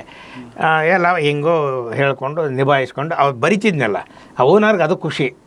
ಹೊರಗಡೆ ಬರೋದು, ಬೋರ್ಡ್ ಬರೆದು ಇಡೋದು, ಬರೆಯೋದು. ಆಮೇಲೆ ಪ್ರಕಾಶ್ ಹ್ಯಾಂಡ್ ರೈಟಿಂಗ್ ತುಂಬಾ ಮುಂದಾಗಿತ್ತು. ಸರಿ, ಆಮೇಲೆ ಎಷ್ಟು ಜನ ನೋಡ್ತಿದ್ರು ಮೇಡಮ್ ಇವ್ರು ಬರೆಯೋ ಅಕ್ಷರ, ಎಷ್ಟೋ ಜನ ನೋಡಿ ಮೆಚ್ಕೊಳ್ತಿದ್ರು. ಸರಿ ಆಯಿತು. ನಾನು ಆಮೇಲೆ ಒಂದು 4-5 ದಿವಸ ಆದಮೇಲೆ ಅವನು ಹೋಟ್ಲಲ್ಲಿ ಓನರು ಎಲ್ಲರನ್ನು ಕರೆದುಬಿಟ್ಟು, ನೋಡಪ್ಪ ನಾನು ನಾಳೆಯಿಂದ ಹೋಟ್ಲು ಮುಚ್ಚಿಬಿಡ್ತಾ ಇದ್ದೀನಿ, ಅದೇನೇನೋ ಕಾರಣದ ಒಂದು ನನ್ನ ಕೈಲಿ ನಡ್ಸೋಕ್ಕಾಗಲ್ಲ, ನೀವೆಲ್ಲ ನಿಮ್ಮ ದಾರಿ ನೋಡ್ಕೊಳ್ಳಿ ಅಂತ ಎಲ್ಲರಿಗೂ ಹೇಳಿದೆ. ಅವರೆಲ್ಲ ಎಲ್ಲೆಲ್ಲೋ ಊರಿಂದ ಅಲ್ಲಿಂದ ಇಲ್ಲಿಂದ ಬಂದವರು, ಸಂಬಳ ತೊಗೊಂಡು ಕೆಲಸ ಮಾಡ್ತಿದ್ದವರು. ಅವ್ರ ಹತ್ರ ಹೆಂಗೋ ಒಂದಷ್ಟು ದುಡ್ಡಿತ್ತು, ಏನೋ ಎಲ್ಲ ಆಯಿತು. ಸರಿ, ಏನೋ ಒಂದಷ್ಟು ದುಡ್ಡು ಕೊಟ್ಟೆ, ಎಲ್ಲರನ್ನೂ ಕಳಿಸ್ದೆ. ನೀನೇ ಮಾಡ್ತೀಯ ಅಂತ. ಗೊತ್ತಿಲ್ಲ ಏನು ಮಾಡೋದು ಅಂತ. ನನ್ನ ದುರದೃಷ್ಟ ನೋಡಿ ಹೆಂಗಿದೆ. ಅಲ್ಲಿ ನೋಡ್ರಿ ಹಂಗಾಯಿತು, ಇಲ್ಲಿ ಬಂದರೆ 4-5 ದಿವಸಕ್ಕೆ ಹೋಟ್ಲೇ ಮುಚ್ಚಿಬಿಡ್ತದೆ. ಒಂದು ಕೆಲಸ ಮಾಡು, ನಾನು ಪರಿಚಯದವ್ರದ್ದೊಂದು ಹೋಟ್ಲಿದೆ, ಬಾ ಅಲ್ಲಿಗೆ ನಿನ್ನ ಕರ್ಕೊಂಡು ಹೋಗ್ತೀನಿ ಅಂತ. ಪಾಪ ಅವರೇ ಒಂದು ಆಟೋ ಮಾಡಿಕೊಂಡು ನನ್ನ ಕರ್ಕೊಂಡು MG ರೋಡ್ ಪಕ್ಕದಲ್ಲಿ ಚರ್ಚ್ ರೋಡ್ ಅಂತ ಇದೆ. ಆ ಚರ್ಚ್ ರೋಡಲ್ಲಿ ಶೇಷ್ ಮಹಲ್ ರೆಸ್ಟೋರೆಂಟ್ ಅಂತ ಒಂದು ಇದೆ, ಈಗಲೂ ಇದೆ. ಈಗಲೂ ಇದೆ. ಆ ಹೋಟ್ಲಿಗೆ ಕರ್ಕೊಂಡು ಬಂದು ಓನರ್ಗೆ ಹೇಳಿದರು, ನಿಮಗೆ ಸಪ್ಲೈಯರ್ ಬೇಕು ಅಂತ ಹೇಳ್ತಿದ್ರಲ್ಲ, ನೋಡಿ ನಮ್ಮಲ್ಲಿ ನಾನು ಕ್ಲೋಸ್ ಮಾಡ್ತಾಯಿದ್ದೇನೆ ಹೋಟ್ಲು, ನೀವು ನಮ್ಮ ಒಳ್ಳೆ ಹುಡುಗ ಇದ್ದಂಗಿದ್ದಾನೆ, ನೀವು ತಗೊಳ್ಳಿ ಅಂತ. ಅವ್ರಿಗೂ ಸಪ್ಲೈಯರ್ ಒಬ್ಬ ಬೇಕಾಗಿತ್ತು. ಆಯಿತು ಬಿಡಿ ಬರಲಿ ಅಂತ. ಸೊ ಅಲ್ಲಿ ಮತ್ತೆ ನಂದು ಸಪ್ಲೈಯರ್ ಆಗಿ ಜೀವನ ಮುಂದುವರಿಯುತ್ತೆ ಅಲ್ಲಿ. ಇದು ಹೋಟೆಲ್ ಕತೆ. ಅದು ಹೋಟೆಲ್ ಕತೆ ಒಂದೊಳ್ಳೆ ಒಂದು ರೀತಿ ಒಂದು ಸಿನಿಮಾ ರೀತಿ ಕತೆ ಅನಿಸುತ್ತೆ. ಬಟ್ ನೀವು ಅದನ್ನ ಅನುಭವಿಸಿರೋರು ನಿಮಗೆ ಗೊತ್ತಿರುತ್ತೆ. ಹಸಿವು, ಬೆಂಗಳೂರಲ್ಲಿ ಹಸಿವು, ಫುಟ್ಪಾತು, ಭಿಕ್ಷೆ ಬಿಡೋದು, ಇವೆಲ್ಲ ಒಂದಕ್ಕಿಂತ ಒಂದು ತಮಾಷೆ ಅಂದರೆ ಪ್ರಕಾಶ್ಗೆ ಅವಾಗ ಏನು ಬಟ್ಟೆನೂ ಇರಲಿಲ್ಲ. ಅಲ್ಲಿ ಹೋಟ್ಲಲ್ಲಿ ಇದ್ದವರೇ ಪಾಪ ಒಬ್ಬರು ಟರ್ಲಿನ್ ಶರ್ಟ್ ಕೊಟ್ರಂತೆ, ಒಬ್ಬರು ಪಂಚೆ ಕೊಟ್ಟಿದ್ದಾರೆ. ಟರ್ಲಿನ್ ಅಂತ ಬರೋದು ಬಟ್ಟೆ ಅವಾಗ, ಈಗ ಬಟ್ಟೆ ಬರಲ್ಲ. ಆ ಬಟ್ಟೆ ಅವನು ಒಂದು ಶರ್ಟ್ ಕೊಟ್ಟಿದ್ದಾನೆ ನನಗೆ ಒಬ್ಬ ಆ ಹೋಟ್ಲಲ್ಲಿ, ಶೇಷ್ ಮಹಲ್ ರೆಸ್ಟೋರೆಂಟಲ್ಲಿ. ಅಲ್ಲೇ ಮಲ್ಕೊಳ್ಳೋಕೆ ಒಂದು ಗೋಣಿಚೀಲ ಕೊಟ್ಟರು, ಆಮೇಲೆ ತಲೆದಿಂಬಿಗೆ ಒಂದು ಗೋಣಿಚೀಲ ಕೊಟ್ಟಿದ್ರು, ಆಮೇಲೆ ಒಬ್ಬ ಇದು ಹೊದ್ಕೊಳ್ಳೋಕೆ ಒಂದು ಇದು ಕೊಟ್ಟ, ಆಮೇಲೆ ಒಬ್ಬ ಪಂಚೆ ಕೊಟ್ಟ. ಯಾಕೆಂದರೆ ಪಂಚೆ ಸುತ್ತಕೊಂಡೇ ಸಪ್ಲೈ ಮಾಡಬೇಕು. ಸಪ್ಲೈಯರ್ಸ್ ಅಂದರೆ ಪಂಚೆ ಯೋಗಿ ಅಂತಾರ ಅಲ್ಲ, ಮಾಣಿ. ಅವಾಗ ಪಂಚೆ ಹಾಕ್ಕೊಂಡೇ ಮಾಡಬೇಕಾಗಿತ್ತು. ಒಬ್ಬ ಯಾವನೋ ಒಂದು ಹಳೆ ಪಂಚೆ ಕೊಟ್ಟ, ಟರ್ಲಿನ್ ಶರ್ಟ್ ಒಬ್ಬ ಒಂದು ಕೊಟ್ಟಿದ್ದ. ಸೊ ಹೀಗೆಲ್ಲ ಎಲ್ಲರ ಕಷ್ಟಗಳನ್ನ ಎದುರಿಸ್ತಾ ಇದ್ರು ನಿಮಗೆ. ಇಲ್ಲಪ್ಪ ಬೆಂಗಳೂರು ಬೇಡ, ನಾನು ಕಂಬತ್ತಳ್ಳಿಗೆ ಮತ್ತೆ ವಾಪಸ್ ಹೋಗ್ಬೇಕು ಅಂತ ಅನಿಸಿದುಂಟು? ಇಲ್ಲ, ನಾನು ಬದುಕಿದ್ರೆ ಇಲ್ಲೇ ಬದುಕಬೇಕು, ಇಲ್ಲ ಅಂದರೆ ಸಾಯ್ಬೇಕು. ಎರಡು ತೀರ್ಮಾನ ಮಾಡಿಬಿಟ್ಟಿದೆ. ಒಂದು ಸಾಯುವ ಪ್ರಯತ್ನ ವಿಫಲ ಆಗೋಗ್ಬಿಟ್ಟಿತ್ತು. ಅದಕ್ಕೆ ಈಗ ಬದುಕೋದಕ್ಕೆ ಪ್ರಯತ್ನ ಪಡೋಣ ಅಂತ. ಅಲ್ಲಿ ಏನಾಯಿತು, ಆ ಹೋಟ್ಲಲ್ಲಿ ಕೆಲಸ ಮಾಡಿಕೊಂಡು ಇದ್ದೆ. 40 ರೂಪಾಯಿ ಸಂಬಳ ಫಿಕ್ಸ್ ಮಾಡಿದರು ಅಲ್ಲಿ. 40 ರೂಪಾಯಿ ಸಂಬಳ, ಊಟ ತಿಂಡಿ ಎಲ್ಲ ಇತ್ತು, ಮಲ್ಕೊಳ್ಳೋಕ್ಕೆ ಗೋಣಿ ಚೀಲ ಇತ್ತು, ತಲೆದಿಂಬಿಗೆ ಒಂದು ಗೋಣಿ ಚೀಲ ಇತ್ತು, ಏನು ಸಮಸ್ಯೆಗಳೇ ಇರಲಿಲ್ಲ. ಅದರ ಹಿಂಭಾಗದಲ್ಲೇ ಒಂದು ಸಿನಿಮಾ ಥಿಯೇಟ್ರ್ ಇತ್ತು, ನ್ಯೂ ಎಂಪೈರ್ ಅಂತ. ಈಗ ಬಿಲ್ಡಿಂಗ್ ಇದೆ, ಥಿಯೇಟ್ರ್ ಇಲ್ಲ. ಅಲ್ಲಿ ಹಳೆಯ ಸಿನಿಮಾಗಳು ಹಾಕೊಂಡು ದಿನ ರಾತ್ರಿ ಸಿನಿಮಾ ನೋಡೋದು. ಅಲ್ಲೆಲ್ಲ ಹಳೆ ಸಿನಿಮಾಗಳು ಮ್ಯಾಕ್ಸಿಮಮ್ ನಾನು ನೋಡಿದ್ದು ಅಲ್ಲೇ. ಉಚಿತ ಪ್ರವೇಶ, ನಾವು ಹೋಟ್ಲ್ನವರಲ್ಲ, ಹಾಗಾಗಿ ಬಿಟ್ಬಿಡೋರು. ಪಾಸ್ ಅಂತ ಏನಿಲ್ಲ, ಪರ್ಮನೆಂಟ್ ಪಾಸ್ ಸಿಕ್ಕಿತ್ತು. ಅಲ್ಲಿ ಹೆಂಗೆ ನಡೀತಿರುವಾಗ ಅಲ್ಲಿಗೊಬ್ಬ ನಮ್ಮ ಹೋಟ್ಲಿಗೆ ಒಬ್ಬ ಅಲ್ಲಿ ಕಾರ್ನರಲ್ಲೇ ಒಂದು ವೈರ್ಲೆಸ್ ಡಿಪಾರ್ಟ್ಮೆಂಟ್ ಇದೆ. ಅಲ್ಲಿ ಓರಿಯೆಂಟಲ್ ಬಿಲ್ಡಿಂಗ್ ಅಂತ ಇದೆ, ಅದರ ಎದುರುಗಡೆನೇ ಒಂದು ವೈರ್ಲೆಸ್ ಡಿಪಾರ್ಟ್ಮೆಂಟ್ ಇದೆ, ಪೊಲೀಸ್. ಅಲ್ಲಿಂದ ಒಬ್ಬ ಇನ್ಸ್ಪೆಕ್ಟ್ರ್ ನಮ್ಮ ಇದಕ್ಕೆ ಬರೋರು, ಹೋಟ್ಲಿಗೆ ಬಂದು ತಿಂಡಿ ತಿನ್ಕೊಂಡು ಹೋಗೋರು. ಆಮೇಲೆ ಒಂದು ಸರಿ ನಂಗೆ ಕೇಳಿದ್ರು, ಏನಪ್ಪ ಏನು ಯಾವ ಊರು ಏನು ಎಲ್ಲ ವಿಚಾರಿಸ್ಕೊಂಡು ಏನು ಓದಿದೆಯಾ ಅಂತ. ನಾನು ನಂಗೆ PUC ಓದಿದ್ದೀನಿ ಅಂದಾಗ ಅವ್ರಿಗೆ ಶಾಕ್ ಆಗೋಯ್ತು. PUC ಓದ್ಕೊಂಡು ಸಪ್ಲೈ ಮಾಡ್ಕೊಂಡಿದ್ದೀಯಾ, ಬೇರೆ ಏನಾದ್ರು ಕೆಲಸ ಮಾಡಬಾರ್ದ ಅಂತ. ಬೇರೆ ಏನು ಕೆಲಸ ಸಿಕ್ಕಬೇಕಲ್ಲ. ಸರಿ, ಅಷ್ಟರಲ್ಲಿ ಒಂದು ಕೆಲಸ ಮಾಡು, NGF ಅಂತ ಒಂದು ಫ್ಯಾಕ್ಟ್ರಿ ಇದೆ, ಆ ಫ್ಯಾಕ್ಟ್ರಿಯಲ್ಲಿ ಅಪ್ರೆಂಟಿಸ್ ಇದಕ್ಕೆ ಕಾಲ್ ಫಾರ್ ಮಾಡ್ತಾರೆ, ಅದು ಬಂದರೆ ನಾನು ಹೇಳ್ತೀನಿ, ಅದು ಹೋಗು, ಅಲ್ಲಿ ಭಾಳ ಒಳ್ಳೆ ಭವಿಷ್ಯ ಇರುತ್ತೆ ಆ ಫ್ಯಾಕ್ಟ್ರಿಗೆ ಅಂತ. ನಾನು ಸರಿ ಸರ್ ಅಂತಂದೆ. ಅಷ್ಟರಲ್ಲಿ ನಾನೇನು ಸುಮ್ಮನೆ ಇರಲಿಲ್ಲ, ಅಲ್ಲಿ ಇಲ್ಲಿ ಟ್ರೈ ಮಾಡ್ತಾನೇ ಇದ್ದೆ. ನಮ್ಮ ಫ್ರೆಂಡ್ ಒಬ್ಬ ಯಾರೋ ಮಿಲ್ಟ್ರಿ ಸೇರಿಸ್ತೀನಿ ಅಂತ ಹೇಳ್ಬಿಟ್ಟಿದ್ದೆ. ನನಗೆ ಭಾರಿ ಹೋಪ್ ಇತ್ತು. ಮಿಲ್ಟ್ರಿ ಊಟ ತಿಂಡಿ ಸಮಸ್ಯೆ ಇರಲ್ಲ, ಬಟ್ಟೆ ಸಮಸ್ಯೆ ಇರಲ್ಲ, ಒಳ್ಳೆ ಸಂಬಳ ಕೊಡ್ತಾರೆ, ಸರ್ಕಾರಿ ಕೆಲಸ, ಅದರಿಂದ ಮಿಲ್ಟ್ರಿ ಸೇರಿಬಿಡೋದು ಅಂತ ಎಲ್ಲ ತೀರ್ಮಾನ ಮಾಡಿಕೊಂಡು ರೆಡಿಯಾಗಿದ್ದೆ. ಅವನು ಯಾರೋ ಮಿಲ್ಟ್ರಿಯಲ್ಲಿ ಒಬ್ಬ ಇರೋನು ಬರಬೇಕಾಗಿತ್ತು, ಬಂದು ನನ್ನ ಕರ್ಕೊಂಡು ಹೋಗ್ಬೇಕಾಗಿತ್ತು. ಅವನು ಬರಲೇ ಇಲ್ಲ. ಸೊ ನನ್ನ ಮಿಲ್ಟ್ರಿ ಸೇರೋ ಆಸೆ ಅಲ್ಲೇ ಇದಾಗೋಯ್ತು. ಹಾಗೆ ನಮ್ಮ ಹೋಟ್ಲಿಗೆ ಒಬ್ಬ ಪೋಸ್ಟ್ಮ್ಯಾನ್ ಬರೋನು. ಆ ಪೋಸ್ಟ್ಮ್ಯಾನ್ಗೆ ಒಂದು ಸರಿ ಕೇಳಿದ್ದೆ, ನಿಮ್ಮಲ್ಲಿ ಏನಾರು ಕೆಲಸ ಇದ್ದರೆ ಹೇಳಿ ಅಂತ. ನೀವು PUC ಓದಿದ್ದೀನಿ ಅಂತ ಹೇಳಿದ್ದೆ. ಅವನು PUC ಏನು ಬೇಕಾಗಿಲ್ಲ ಪೋಸ್ಟ್ಮ್ಯಾನ್ ಆಗೋದಕ್ಕೆ, SLC ಆದರೂ ಸಾಕು, ಅಲ್ಲೇನು ರಿಟರ್ನ್ ಟೆಸ್ಟು ಓರಲ್ಲು ಏನೂ ಇರೋಲ್ಲ, ನೀವು ಸರ್ಟಿಫಿಕೇಟ್ ಕೊಟ್ಬಿಟ್ರೆ ಅದರ ಮೆರಿಟ್ ಮೇಲೆ ತೊಗೊಂಡ್ಬಿಡ್ತಾರೆ, ಏನು ಸಮಸ್ಯೆ ಆಗೋಲ್ಲ, ನಿಮಗೆ ಕೆಲಸ ಸಿಕ್ಬಿಡುತ್ತೆ ಅಂತ ಹೇಳ್ದೆ. ನಾನು ಪೋಸ್ಟ್ ಮ್ಯಾನ್ ಆಗೋದು ಅಂತ ತೀರ್ಮಾನ ಮಾಡಿಬಿಟ್ಟಿದ್ದೆ. ಆಮೇಲೆ ನೋಡಿದರೆ ಅದು ಯಾಕೋ ಪೋಸ್ಟ್ ಮ್ಯಾನ್ ಕಾಲ್ಫರ್ ಮಾಡಲೇ ಇಲ್ವೋ, ಅದು ಏನೋ ಒಟ್ಟು ಪೋಸ್ಟ್ ಮ್ಯಾನ್ ಕೆಲಸವೂ ನನಗೆ ಹೋಟೆಲ್ ಸೂಪರ್ವೈಸರ್ ಆಯ್ತು, ಆಮೇಲೆ ಮಿಲಿಟರಿಗೆ ಹೋಗೋದು ಕೈ ತಪ್ಪಿತು, ಈಗ ಪೋಸ್ಟ್ ಮ್ಯಾನ್ ಕೈ ಅದು ತಪ್ಪು ಹೋಯ್ತು. ಅಷ್ಟೊತ್ತಿಗೆ ಇವರು ತಗೊಂಡು ಬಂದರು ಒಂದು ಇದು ಅಡ್ವರ್ಟೈಸ್ಮೆಂಟ್. ನಮ್ಮ police inspector, wireless police inspector ತಗೊಂಡು ಬಂದು ಕೊಟ್ಟುಬಿಟ್ಟು ನೋಡಿದ್ರು ಕಾಲ್ಫಾರ್ಮ್ ಮಾಡಿದ್ದಾರೆ, ಇದಕ್ಕೆ ಹೋಗು ಅಂತ ಹೇಳಿದ್ರು. ನಾನು ಅಪ್ಲೈ ಮಾಡಿದೆ. ಆಮೇಲೆ ಇನ್ಫ್ಲೂಯೆನ್ಸ್ಗಳು ಇಲ್ಲದೆ ಎಲ್ಲಿ ಸಿಗುತ್ತೆ ಇವಾಗೆಲ್ಲ ಅಂತ ಅಂದ್ಕೊಂಡು ನಾನು ಪಾಡಿನ ಸುಮ್ಮನೆ ಊಟ ತಿಂಡಿದೇನು ಸಮಸ್ಯೆ ಇರಲಿಲ್ಲ ಅಂದ್ಕೊಂಡು ಅಪ್ಲೈ ಮಾಡಿಕೊಂಡೆ. ರಿಟರ್ನ್ ಟೆಸ್ಟಿಗೆ ಬಂತು, ಅದು ರಿಟರ್ನ್ ಟೆಸ್ಟ್ ಪಾಸ್ ಆದೆ. ಓವರಲ್ಲಿ ಬಂತು, ಅದಕ್ಕೆ ಪಾಸ್ ಆದೆ. ಆ್ಯಪ್ಟಿಟ್ಯೂಡ್ ಟೆಸ್ಟ್ ಅಂತ ಮಾಡಿದರು, ಅದಕ್ಕೂ ಪಾಸ್ ಆದೆ. ಮತ್ತು ಹೆಲ್ತ್ ಇದು ಟೆಸ್ಟ್ ಅಂತ ಅದರಲ್ಲೂ ಪಾಸ್ ಆದೆ. ಆಮೇಲೆ ಅಪಾಯಿಂಟ್ಮೆಂಟ್ ಆರ್ಡ್ರ್ ಬಂದುಬಿಡ್ತು NGF ಅಲ್ಲಿ, ನೀವು ಬಂದು ರಿಪೋರ್ಟ್ ಮಾಡ್ಕೊಳ್ಳಿ ಅಂತ. ಆಮೇಲೆ ನೋಡಿದರೆ ಅದು 60 ರೂಪಾಯಿ ಸ್ಟೈಫಂಡ್ ಕೊಡ್ತೀವಿ ಅಂತ, ಸಂಬಳ ಅಲ್ಲ ಅದು ಸ್ಟೈಫಂಡ್. ಆಮೇಲೆ ನಾನು ಯೋಚನೆ ಮಾಡಿದೆ, 60 ರೂಪಾಯಿ ಸ್ಟೈಫಂಡ್ ತಗೊಂಡು ಬೆಂಗಳೂರಲ್ಲಿ ಹೆಂಗೆ ಬದುಕೋದು, ಊಟ ತಿಂಡಿ ಇರೋ ಜಾಗ ಅಂದ್ಕೊಂಡು ನಾನು ಸುಮ್ಮನೆ ಆಗ್ಬಿಟ್ಟು ಏನು ಮಾಡಲೇ ಇಲ್ಲ. ಮತ್ತು ಅವರು ಇನ್ನೊಂದು ಸರಿ ಕಳಿಸಿದ್ರು, ಬಂದು ರಿಪೋರ್ಟ್ ಮಾಡ್ಕೊಳ್ಳಿ ಅಂತ. ಆ ರಿಜಿಸ್ಟರ್ ಪೋಸ್ಟಲ್ಲಿ ಬಂತು. ನಾನೇನು ಮಾಡಲಿಲ್ಲ, ಹೋಗಲೇ ಇಲ್ಲ, ಸುಮ್ಮನೆ ಆಗ್ಬಿಟ್ಟೆ. ಆಮೇಲೆ ಮತ್ತೆ ಒಂದಷ್ಟು ದಿವಸ ಆದಮೇಲೆ ಇವರು ಇನ್ಸ್ಪೆಕ್ಟರ್ ಬಂದವರು, ಏನಾಯಿತು ನಾನು ಇದು ಕೊಟ್ಟಿದ್ದನಲ್ಲ ನಿಮಗೆ ಅಂದ್ರೆ, ಇಲ್ಲ ಸರ್ ಅದು 60 ರೂಪಾಯಿ ಇದು ಅಂತ ಹೇಳ್ತಾ ಇದ್ದಾರೆ, 60 ರೂಪಾಯಲ್ಲಿ ನಾನು ಬೆಂಗಳೂರಲ್ಲಿ ಹೆಂಗೆ ಬದುಕೋಕ್ಕಾಗತ್ತೆ, ಅದಕ್ಕೆ ನಾನು ಹೋಗಲಿಲ್ಲ ಅಂತ ಹೇಳಿದೆ. ಅವ್ರಿಗೆ ಭಾಳ ಬೇಜಾರಾಗೋಯ್ತು. ಅಷ್ಟೆಲ್ಲ ನಾನು ತಂದು ಕೊಟ್ಟು ಎಲ್ಲ ಇದು ಮಾಡಿದ್ರು, ಇಷ್ಟು ಬೇಜವಾಬ್ದಾರಿಯಿಂದ ಇದಿರಲ್ಲ ನೀವು ಅಂತ. ಆಮೇಲೆ ಇಲ್ಲ ನೆಕ್ಸ್ಟ್ ಟೈಮ್ ನಾನು ಬಂದಾಗ ಕಾಲ್ಫಾರ್ ಮಾಡ್ತಪ್ಪ, ವರ್ಷಕ್ಕೊಂದು ಸರಿ ಮಾಡೋರು, ನೆಕ್ಸ್ಟ್ ಟೈಮ್ ಮಾಡಿದಾಗ ನಾನು ಕೊಡ್ತೀನಿ, ನೀನು ಮತ್ತೆ ತಪ್ಪಿಸ್ಕೋಬೇಡ, ಹೋಗು, ಎಷ್ಟು ದಿವಸ ಈ ಏಂಜಲ್ ಕೆಲಸ ಮಾಡಿಕೊಂಡು ಇರ್ತೀಯ ಈ ಹೋಟ್ಲಲ್ಲಿ ಅಂತ ಹೇಳಿದರು. ನೆಕ್ಸ್ಟ್ ಇಯರ್ ಮತ್ತೆ ಕಾಲ್ಫಾರ್ ಮಾಡಿದರು, ಪಾಪ ಅವ್ರು ತಂದು ಕೊಟ್ಟರು. ಮತ್ತೆ ಎಲ್ಲ ಯಥಾ ಪ್ರಕಾರ ಅಪ್ಲೈ ಮಾಡಿದೆ. ಟೆಸ್ಟ್ ಎಲ್ಲ 3 ಟೆಸ್ಟ್ಗಳು ಎಲ್ಲ ಪಾಸಾಯಿತು. ಮತ್ತೆ ಅಪಾಯಿಂಟ್ಮೆಂಟ್ ಆರ್ಡರ್ ಬಂತು.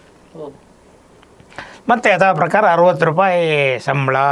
ನನಗಂತ ಭಾಳ ಬೇಜಾರು. 60 ಲಾಸ್ಟ್ ಇಯರ್ಗಿಂತ ಈ ವರ್ಷಕ್ಕೆ ಜಾಸ್ತಿ ಆಗಿರ್ಬೋದು ಅಂತ ಅಂದ್ಕೊಂಡಿದ್ದೆ, ಅದೇನು ಜಾಸ್ತಿ ಆಗಲಿಲ್ಲ, 65 ರೂಪಾಯಿ ಸಂಬಳ ಅಂತ. ಆಮೇಲೆ ಅವರು ಫಾಲೋ ಅಪ್ ಮಾಡ್ತಾಯಿದ್ರು ನಮ್ಮ ಪೊಲೀಸ್ ಇವರು, ಏನಾಯಿತು ಏನು ಅಂತ.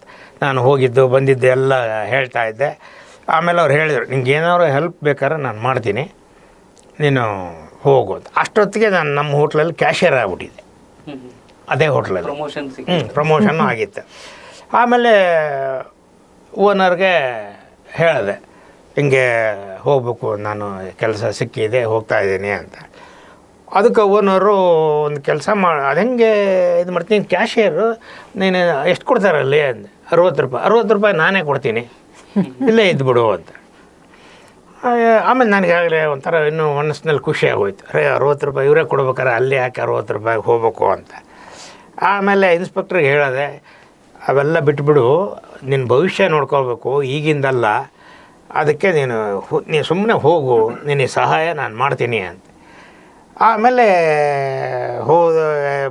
ನಾನು ಓನರ್ ಹತ್ರ ಹೋಗಿ ಹೇಳಿದೆ, ಸರ್ ನಾನು ಹೋಗ್ಬಿಡ್ತೀನಿ, ನನಗಿದು ಏನಾದ್ರು ಮುಂದೆ ನನ್ನ ಭವಿಷ್ಯಕ್ಕೆ ಭಾಳ ಹೆಲ್ಪ್ ಆಗುತ್ತೆ ಅಂತ.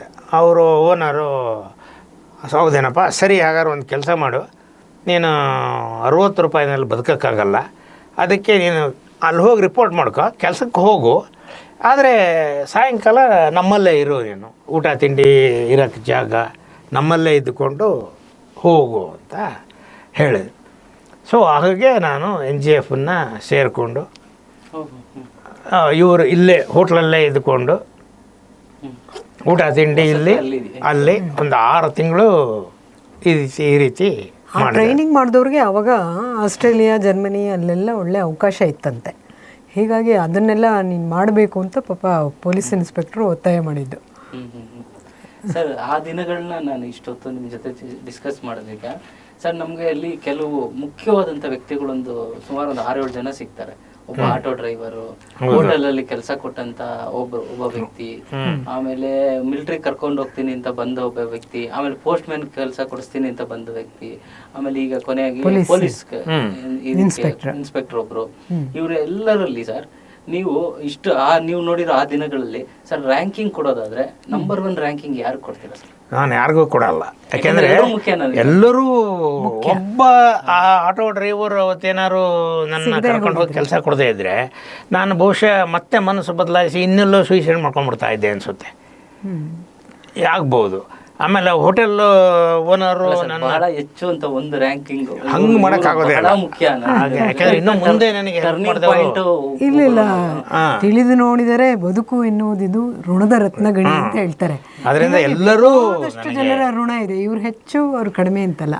ಆಯಾ ಸಂದರ್ಭಕ್ಕೆ ಅದು ನಿಜಕ್ಕೂ ದೊಡ್ಡದೇ. ಅದು ಆ ಹಲಸಿನ ತೊಳೆ ಕೊಟ್ಟ ವ್ಯಕ್ತಿ ಕೂಡ ಒಂದು ಯಾರು ಅಂತಾನೆ ಪ್ರಾಣ ಉಳಿಸಿದವನು. ಬಹಳ ವಿಷಯ ಇದು ಅಂದರೆ ನನ್ನ ದುರಾದೃಷ್ಟಿಗೆ ಇವತ್ತಿಗೂ ಆಟೋದವನು ಯಾರು ಅಂತ ಗೊತ್ತಿಲ್ಲ, ಅವನ ಹೆಸರು ಕೂಡ ಗೊತ್ತಿಲ್ಲ. ಆಮೇಲೆ ಹೋಟೆಲ್ ಓನರ್ ಯಾರು ಅಂತ ಅವನು ನನ್ನ ಕರ್ಕೊಂಡೋಗಿ ಅಲ್ಲಿ ಬಿಟ್ಟನಲ್ಲ, ಅವನು ಗೊತ್ತಿಲ್ಲ. ಬಟ್ ಇಲ್ಲಿ ನಾನು ಶೇಷ್ ಮಹಲಲ್ಲಿ ಇದ್ದಾಗ ನಾನು ಅಲ್ಲಿ 1.5 ವರ್ಷ ಕೆಲಸ ಮಾಡಿದೆ. ಹಾಗಾಗಿ ಅಲ್ಲಿ ಆ ಓನರ್ ಹೆಸರು ಗೊತ್ತು ನನಗೆ, ಯಜ್ಞನಾರಾಯಣ್ ಕಾರಂತ್ ಅಂತ ಇದ್ರು ಅವರು, ಅವ್ರದ್ದು ಗೊತ್ತು. ಆ ಪೊಲೀಸ್ ಇನ್ಸ್ಪೆಕ್ಟರ್ ಹೆಸರೇ ನನಗೆ ಈಗಲೂ ಬೇಜಾರ್ಕೊಳ್ತಾರೆ, ಏನವರು ಸಂಪರ್ಕ ಉಳಿಸ್ಕೊಳ್ಳಿಲ್ಲ, ಇದು ಮಾಡಲಿಲ್ಲ ಅಂತ. ಎಲ್ಲಿಂದಲೋ ಒಂದು ಸಹಾಯ ಈ ರೀತಿ ಯಾರ್ಯಾರೋ ಮಾಡ್ತಾರೆ. ಹಾಗೆ ನಾನೀಗ NGF ಅಲ್ಲಿ ಇದ್ದೆ. ಅಲ್ಲಿ ಟ್ರೈನಿಂಗ್ ಮಾಡುವಾಗ ನನ್ನ ಟ್ರೈನಿಂಗನ್ನು ಇವರೊಬ್ಬರು ಗಮನಿಸ್ತಾ ಇದ್ರು. ಅಲ್ಲಿ ಟೂಲ್ ರೂಮ್ ಅಂತ ಇರುತ್ತೆ. ಆ ಟೂಲ್ ರೂಮಲ್ಲಿ ಸೀತಾರಾಮಯ್ಯ ಅಂತ ನೋಡಿ, ಈಗ ವ್ಯಕ್ತಿಗಳ ಜೊತೆಗೆ ಹೇಳಿದ್ರಲ್ಲ 6-7 ವ್ಯಕ್ತಿ ಅಂತ, ಇವರೊಬ್ಬರು ಅವ್ರು ಗಮನಿಸ್ತಾ ಇದ್ದರು ಟ್ರೈನಿಂಗ್. ಆಮೇಲೆ ಅವರು ಹೇಳಿದರು, ಟ್ರೈನಿಂಗ್ ಮುಗಿದ ಮೇಲೆ ನಮ್ಮಲ್ಲೇ ಬಂದುಬಿಡೆ ಕೆಲಸಕ್ಕೆ ಅಂತ, ಅಂದರೆ NGFಗೆ, ಅಂದರೆ ನಿಜವಾದ ಕೆಲಸಕ್ಕೆ. ಇದು ಬರೀ ಟ್ರೈನಿಂಗು. ಸರಿ, ನನಗೂ ಭಾಳ ಖುಷಿ ಆಯಿತು. ಟ್ರೈನಿಂಗ್ ಎಲ್ಲ ಮುಗೀತು. ಅವ್ರಿಗೆ ಹೋಗಿ ಹೇಳಿದೆ, ಈ ಥರ ಮುಗೀತು ಸರ್ ಅಂತ. ಇನ್ನೂ ರಿಸಲ್ಟ್ ಬರೋಕ್ಕೆ 1-2 ತಿಂಗಳು ಬೇಕಾಗಿತ್ತು. ಅವರು ಹೌದಾ, ಸರಿ ನೀನು ನಾಳೆಯಿಂದ ಕೆಲಸಕ್ಕೆ ಬಂದುಬಿಡು ಅಂತ. ಇನ್ನೂ ನನಗೆ ಪಾಸಾಗಿಲ್ಲ, ಏನೂ ಇಲ್ಲ. ಸರಿ, ಆಮೇಲೆ ಹೋದೆ. ಆವಾಗ ಅವರು ರಿಕ್ರೂಟ್ಮೆಂಟ್ ಸೆಕ್ಷನ್ನಿಗೆ ಕಳಿಸ್ಬಿಟ್ಟು ನನಗೆ ಟೆಂಪರರಿಯಾಗಿ ಎಂಪ್ಲಾಯಿ ಅಂತ ಇದು ಮಾಡಿಕೊಂಡು ಒಂದು ಅಮೌಂಟ್ ಫಿಕ್ಸ್ ಮಾಡಿ ಕೆಲಸಕ್ಕೆ ತಗೊಂಡ್ರು. ಆಮೇಲೆ ಕೆಲಸಕ್ಕೆ ತೊಗೊಂಡು 1-2 ತಿಂಗಳಾದಮೇಲೆ ರಿಸಲ್ಟ್ ಬಂತು. ಆಮೇಲೆ ಪರ್ಮನೆಂಟ್ ಎಂಪ್ಲಾಯಿ ಅಂತ ಅಲ್ಲಿ ತೊಗೊಂಡ್ರು. ಆಮೇಲೆ ಅಲ್ಲಿ ನಮ್ಮ ಜೊತೆಗೆ ಎಲ್ಲ ಕೆಲಸ ಮಾಡಿದವರೆಲ್ಲ ಡಿಪ್ಲೊಮೊ ಮಾಡೋದಕ್ಕೆ ಓಡಾಡ್ತಾ ಇದ್ರು. ಆಮೇಲೆ ನನಗೆ ಅಷ್ಟೊತ್ತಿಗೆ ನಾನೊಂದು ನಾಟಕ ಬರೆದು ಬಿಟ್ಟಿದ್ದೆ, ಅನ್ವೇಷಕರು ಅಂತ ಒಂದು ನಾಟಕ. ಅದು ಬಹಳ ಟ್ರೈನಿಂಗ್ ಪೀರಿಯಡಲ್ಲಿ ಇರುವಾಗಲೇ ಅದು ಬಹಳ ಪಾಪ್ಯುಲರ್ ಆಗಿಬಿಟ್ಟಿತ್ತು. ಸರಿ, ಅದಿತ್ತು. ನನಗೆ ಥಿಯೇಟ್ರ್ ಬಗ್ಗೆ ಭಾಳ ಆಸಕ್ತಿ ಇತ್ತು ಮೊದಲಿಂದಾನು. ಥಿಯೇಟ್ರ್ ಅವಾಗವಾಗ ರಂಗಭೂಮಿ, ಅವಾಗ BV ಕಾರಂತ್ ಅವರೆಲ್ಲ ಇದ್ದರು. ಆ ಪ್ರಯೋಗಗಳನ್ನೆಲ್ಲ ನೋಡ್ತಾ ಇದ್ದೆ. ನನಗೆ ಥಿಯೇಟ್ರ್ ಬಗ್ಗೆ ಏನಾದ್ರು ಮಾಡಬೇಕು ಅಂತ ಅನ್ನಿಸ್ತಾ ಇತ್ತು. ಅದಕ್ಕೆ ಅಲ್ಲಿ ನಮ್ಮ NGF ಅಲ್ಲಿ ಒಬ್ಬರು ನಮ್ಮ ಸ್ನೇಹಿತರಿದ್ದರು, ರುದ್ರಮೂರ್ತಿ ಅಂತ. ಅವರು ನೋಡ್ರಿ, ಇಲ್ಲಿ ಒಂದು ಕೋರ್ಸ್ ಮಾಡೋದಾದ್ರೆ ಮಾಡಿಬಿಡಿ, ಬೇಕಾದ್ರೆ ಅಲ್ಲಿದೆ ಅಂತಂದ್ರೆ. ಸರಿ, ನನಗೆ ಏನು ಮಾಡೋಕ್ಕೂ ತೋಚದೇನೆ ಎಲ್ಲರೂ ಇದಕ್ಕೆ ಹೋದರು. ನಾನು ಸುಮ್ಮನೆ ಒಂದು ಸರಿ ಸೆಂಟ್ರಲ್ ಕಾಲೇಜ್ ಹೋದೆ. ಸೆಂಟ್ರಲ್ ಕಾಲೇಜಲ್ಲಿ ಪ್ರಸನ್ನ ಕುಮಾರ ಬ್ಲ್ಯಾಕ್ ಅಂತ ಇದೆ, ಅದರ ಹಿಂಭಾಗದಲ್ಲಿ ಸೆಂಟ್ರಲ್ ಕಾಲೇಜ್. ಆ ಪ್ರಸನ್ನ ಕುಮಾರ ಬ್ಲ್ಯಾಕಲ್ಲಿ ಡಾನ್ಸ್, ಡ್ರಾಮಾ, ಮ್ಯೂಸಿಕ್ ಡಿಪಾರ್ಟ್ಮೆಂಟ್ ಅಂತ ಇದ್ದಾವೆ. ಈಗಿಲ್ಲ ಅದು.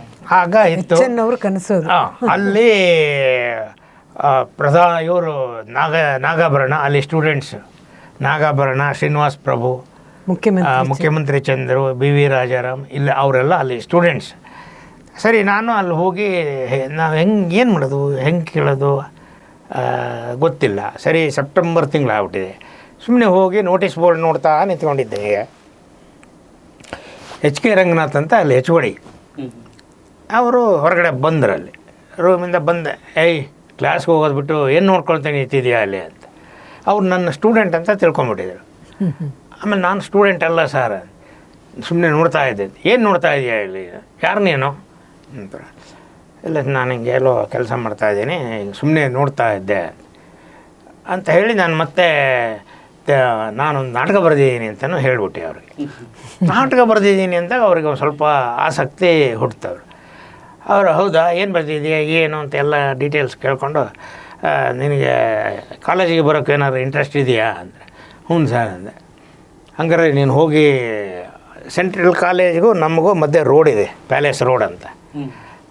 ನಮ್ಗೆ ಕಾಲೇಜ್ ಸೆಂಟ್ರಲ್ ಕಾಲೇಜ್ ಆ ಕಡೆಗೆ, ನಾವು ಈ ಕಡೆಗೆ ಇದ್ದೀವಿ. ಸರಿ, ನಾನು ಅಲ್ಲಿ ಸೆಂಟ್ರಲ್ ಕಾಲೇಜ್ ಅಂದರೆ ಆವಾಗ ನಮ್ಮ department controlled by central college. Central college principal ಅವರೇ, ಸೆಂಟ್ರಲ್ ಕಾಲೇಜಲ್ಲಿ ಯಾರಿದ್ರು ಅವರೇ. ಒಂದು ರಸ್ತೆ ಮಾತ್ರ ಅಡ್ಡ ಇತ್ತು. ಅಡ್ಡ ಇತ್ತು. ಸೆಂಟ್ರಲ್ ಕಾಲೇಜ್ಗೆ ಸೇರಿದ ಒಂದು ಡಿಪಾರ್ಟ್ಮೆಂಟ್ ಆಗಿತ್ತು ಇದು. ಅವರು ಒಂದು ಕೆಲಸ ಮಾಡಿ, ನಾನು ಒಂದು ಲೆಟ್ರ್ ಕೊಡ್ತೀನಿ, ಅಲ್ಲಿ ಪ್ರಿನ್ಸಿಪಾಲ್ಗೆ ಹೋಗಿ ಕೊಡು ಅಂದರೆ, ನಾನು ಪ್ರಿನ್ಸಿಪಾಲ್ಗೆ ತಗೊಂಡೋಗಿ ಆ ಲೆಟ್ರ್ ಕೊಟ್ಟೆ. ಸರಿಯಪ್ಪ, ನೆಕ್ಸ್ಟ್ ಇಯರ್ ನಾವು ಕಾಲ್ ಫಾರ್ ಮಾಡ್ತೀವಲ್ಲ ಅವಾಗ ಬಾ ಅಂದರೆ. ನಾನು ಮತ್ತೆ ರಂಗನಾಥ್ ಅವ್ರಿಗೆ ಹೋಗಿ ಹೇಳಿದೆ, ಹಿಂಗೆ ಹೇಳಿದರು ಪ್ರಿನ್ಸಿಪಾಲ್ ಅಂತ.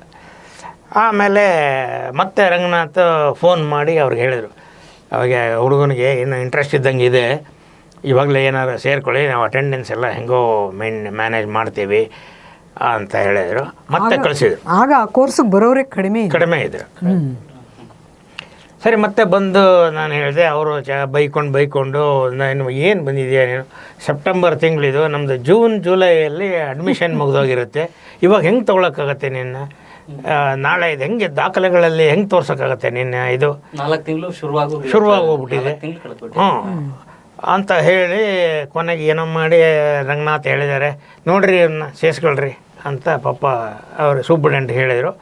ಆ ಸೂಪ್ರಿಡೆಂಟ್ ಭಾಳ ಒಳ್ಳೆ ಮನುಷ್ಯ ಇದ್ದ. ನಾನು ಹೇಳಿದ್ನಲ್ಲ, ಒಳ್ಳೆ ಮನುಷ್ಯರು ಇಲ್ಲೆಲ್ಲಿ ಇರ್ತಾರೆ, ಅಲ್ಲಲ್ಲಿ ಪ್ರಕಾಶ್ ಬದುಕಿನಲ್ಲಿ ಸಿಕ್ಕಿದ್ದಾರೆ. ಆಮೇಲೆ ಸರಿ ಅಲ್ಲಿ ಹೋದೆ, ಫೀಸ್ ಕಟ್ಬಿಡ್ರಿ ಅಂದರೆ. ಸರಿ ಸರ್ ಅಂತ. ಆಮೇಲೆ ಅಲ್ಲಿ ಹೋದರೆ ಕ್ಲರ್ಕ್ ಹತ್ರ 167 ರೂಪಾಯಿ ಕಟ್ಟಬೇಕು ಅಂದೆ. ನನ್ನ ಹತ್ರ 150 ರೂಪಾಯಿ ಇತ್ತು. ಆಮೇಲೆ ಸರಿ, ನಾನು ನಾಳೆ ಬರ್ತೀನಿ ಅಂತ ಹೊರಡ್ತಾ ಇದ್ದೆ. ಅಷ್ಟೊತ್ತಿಗೆ ಸೂಪ್ರಿಡೆಂಟ್ ನೋಡಿದವ್ರು ಮತ್ತೆ ಕರೆದ್ರು.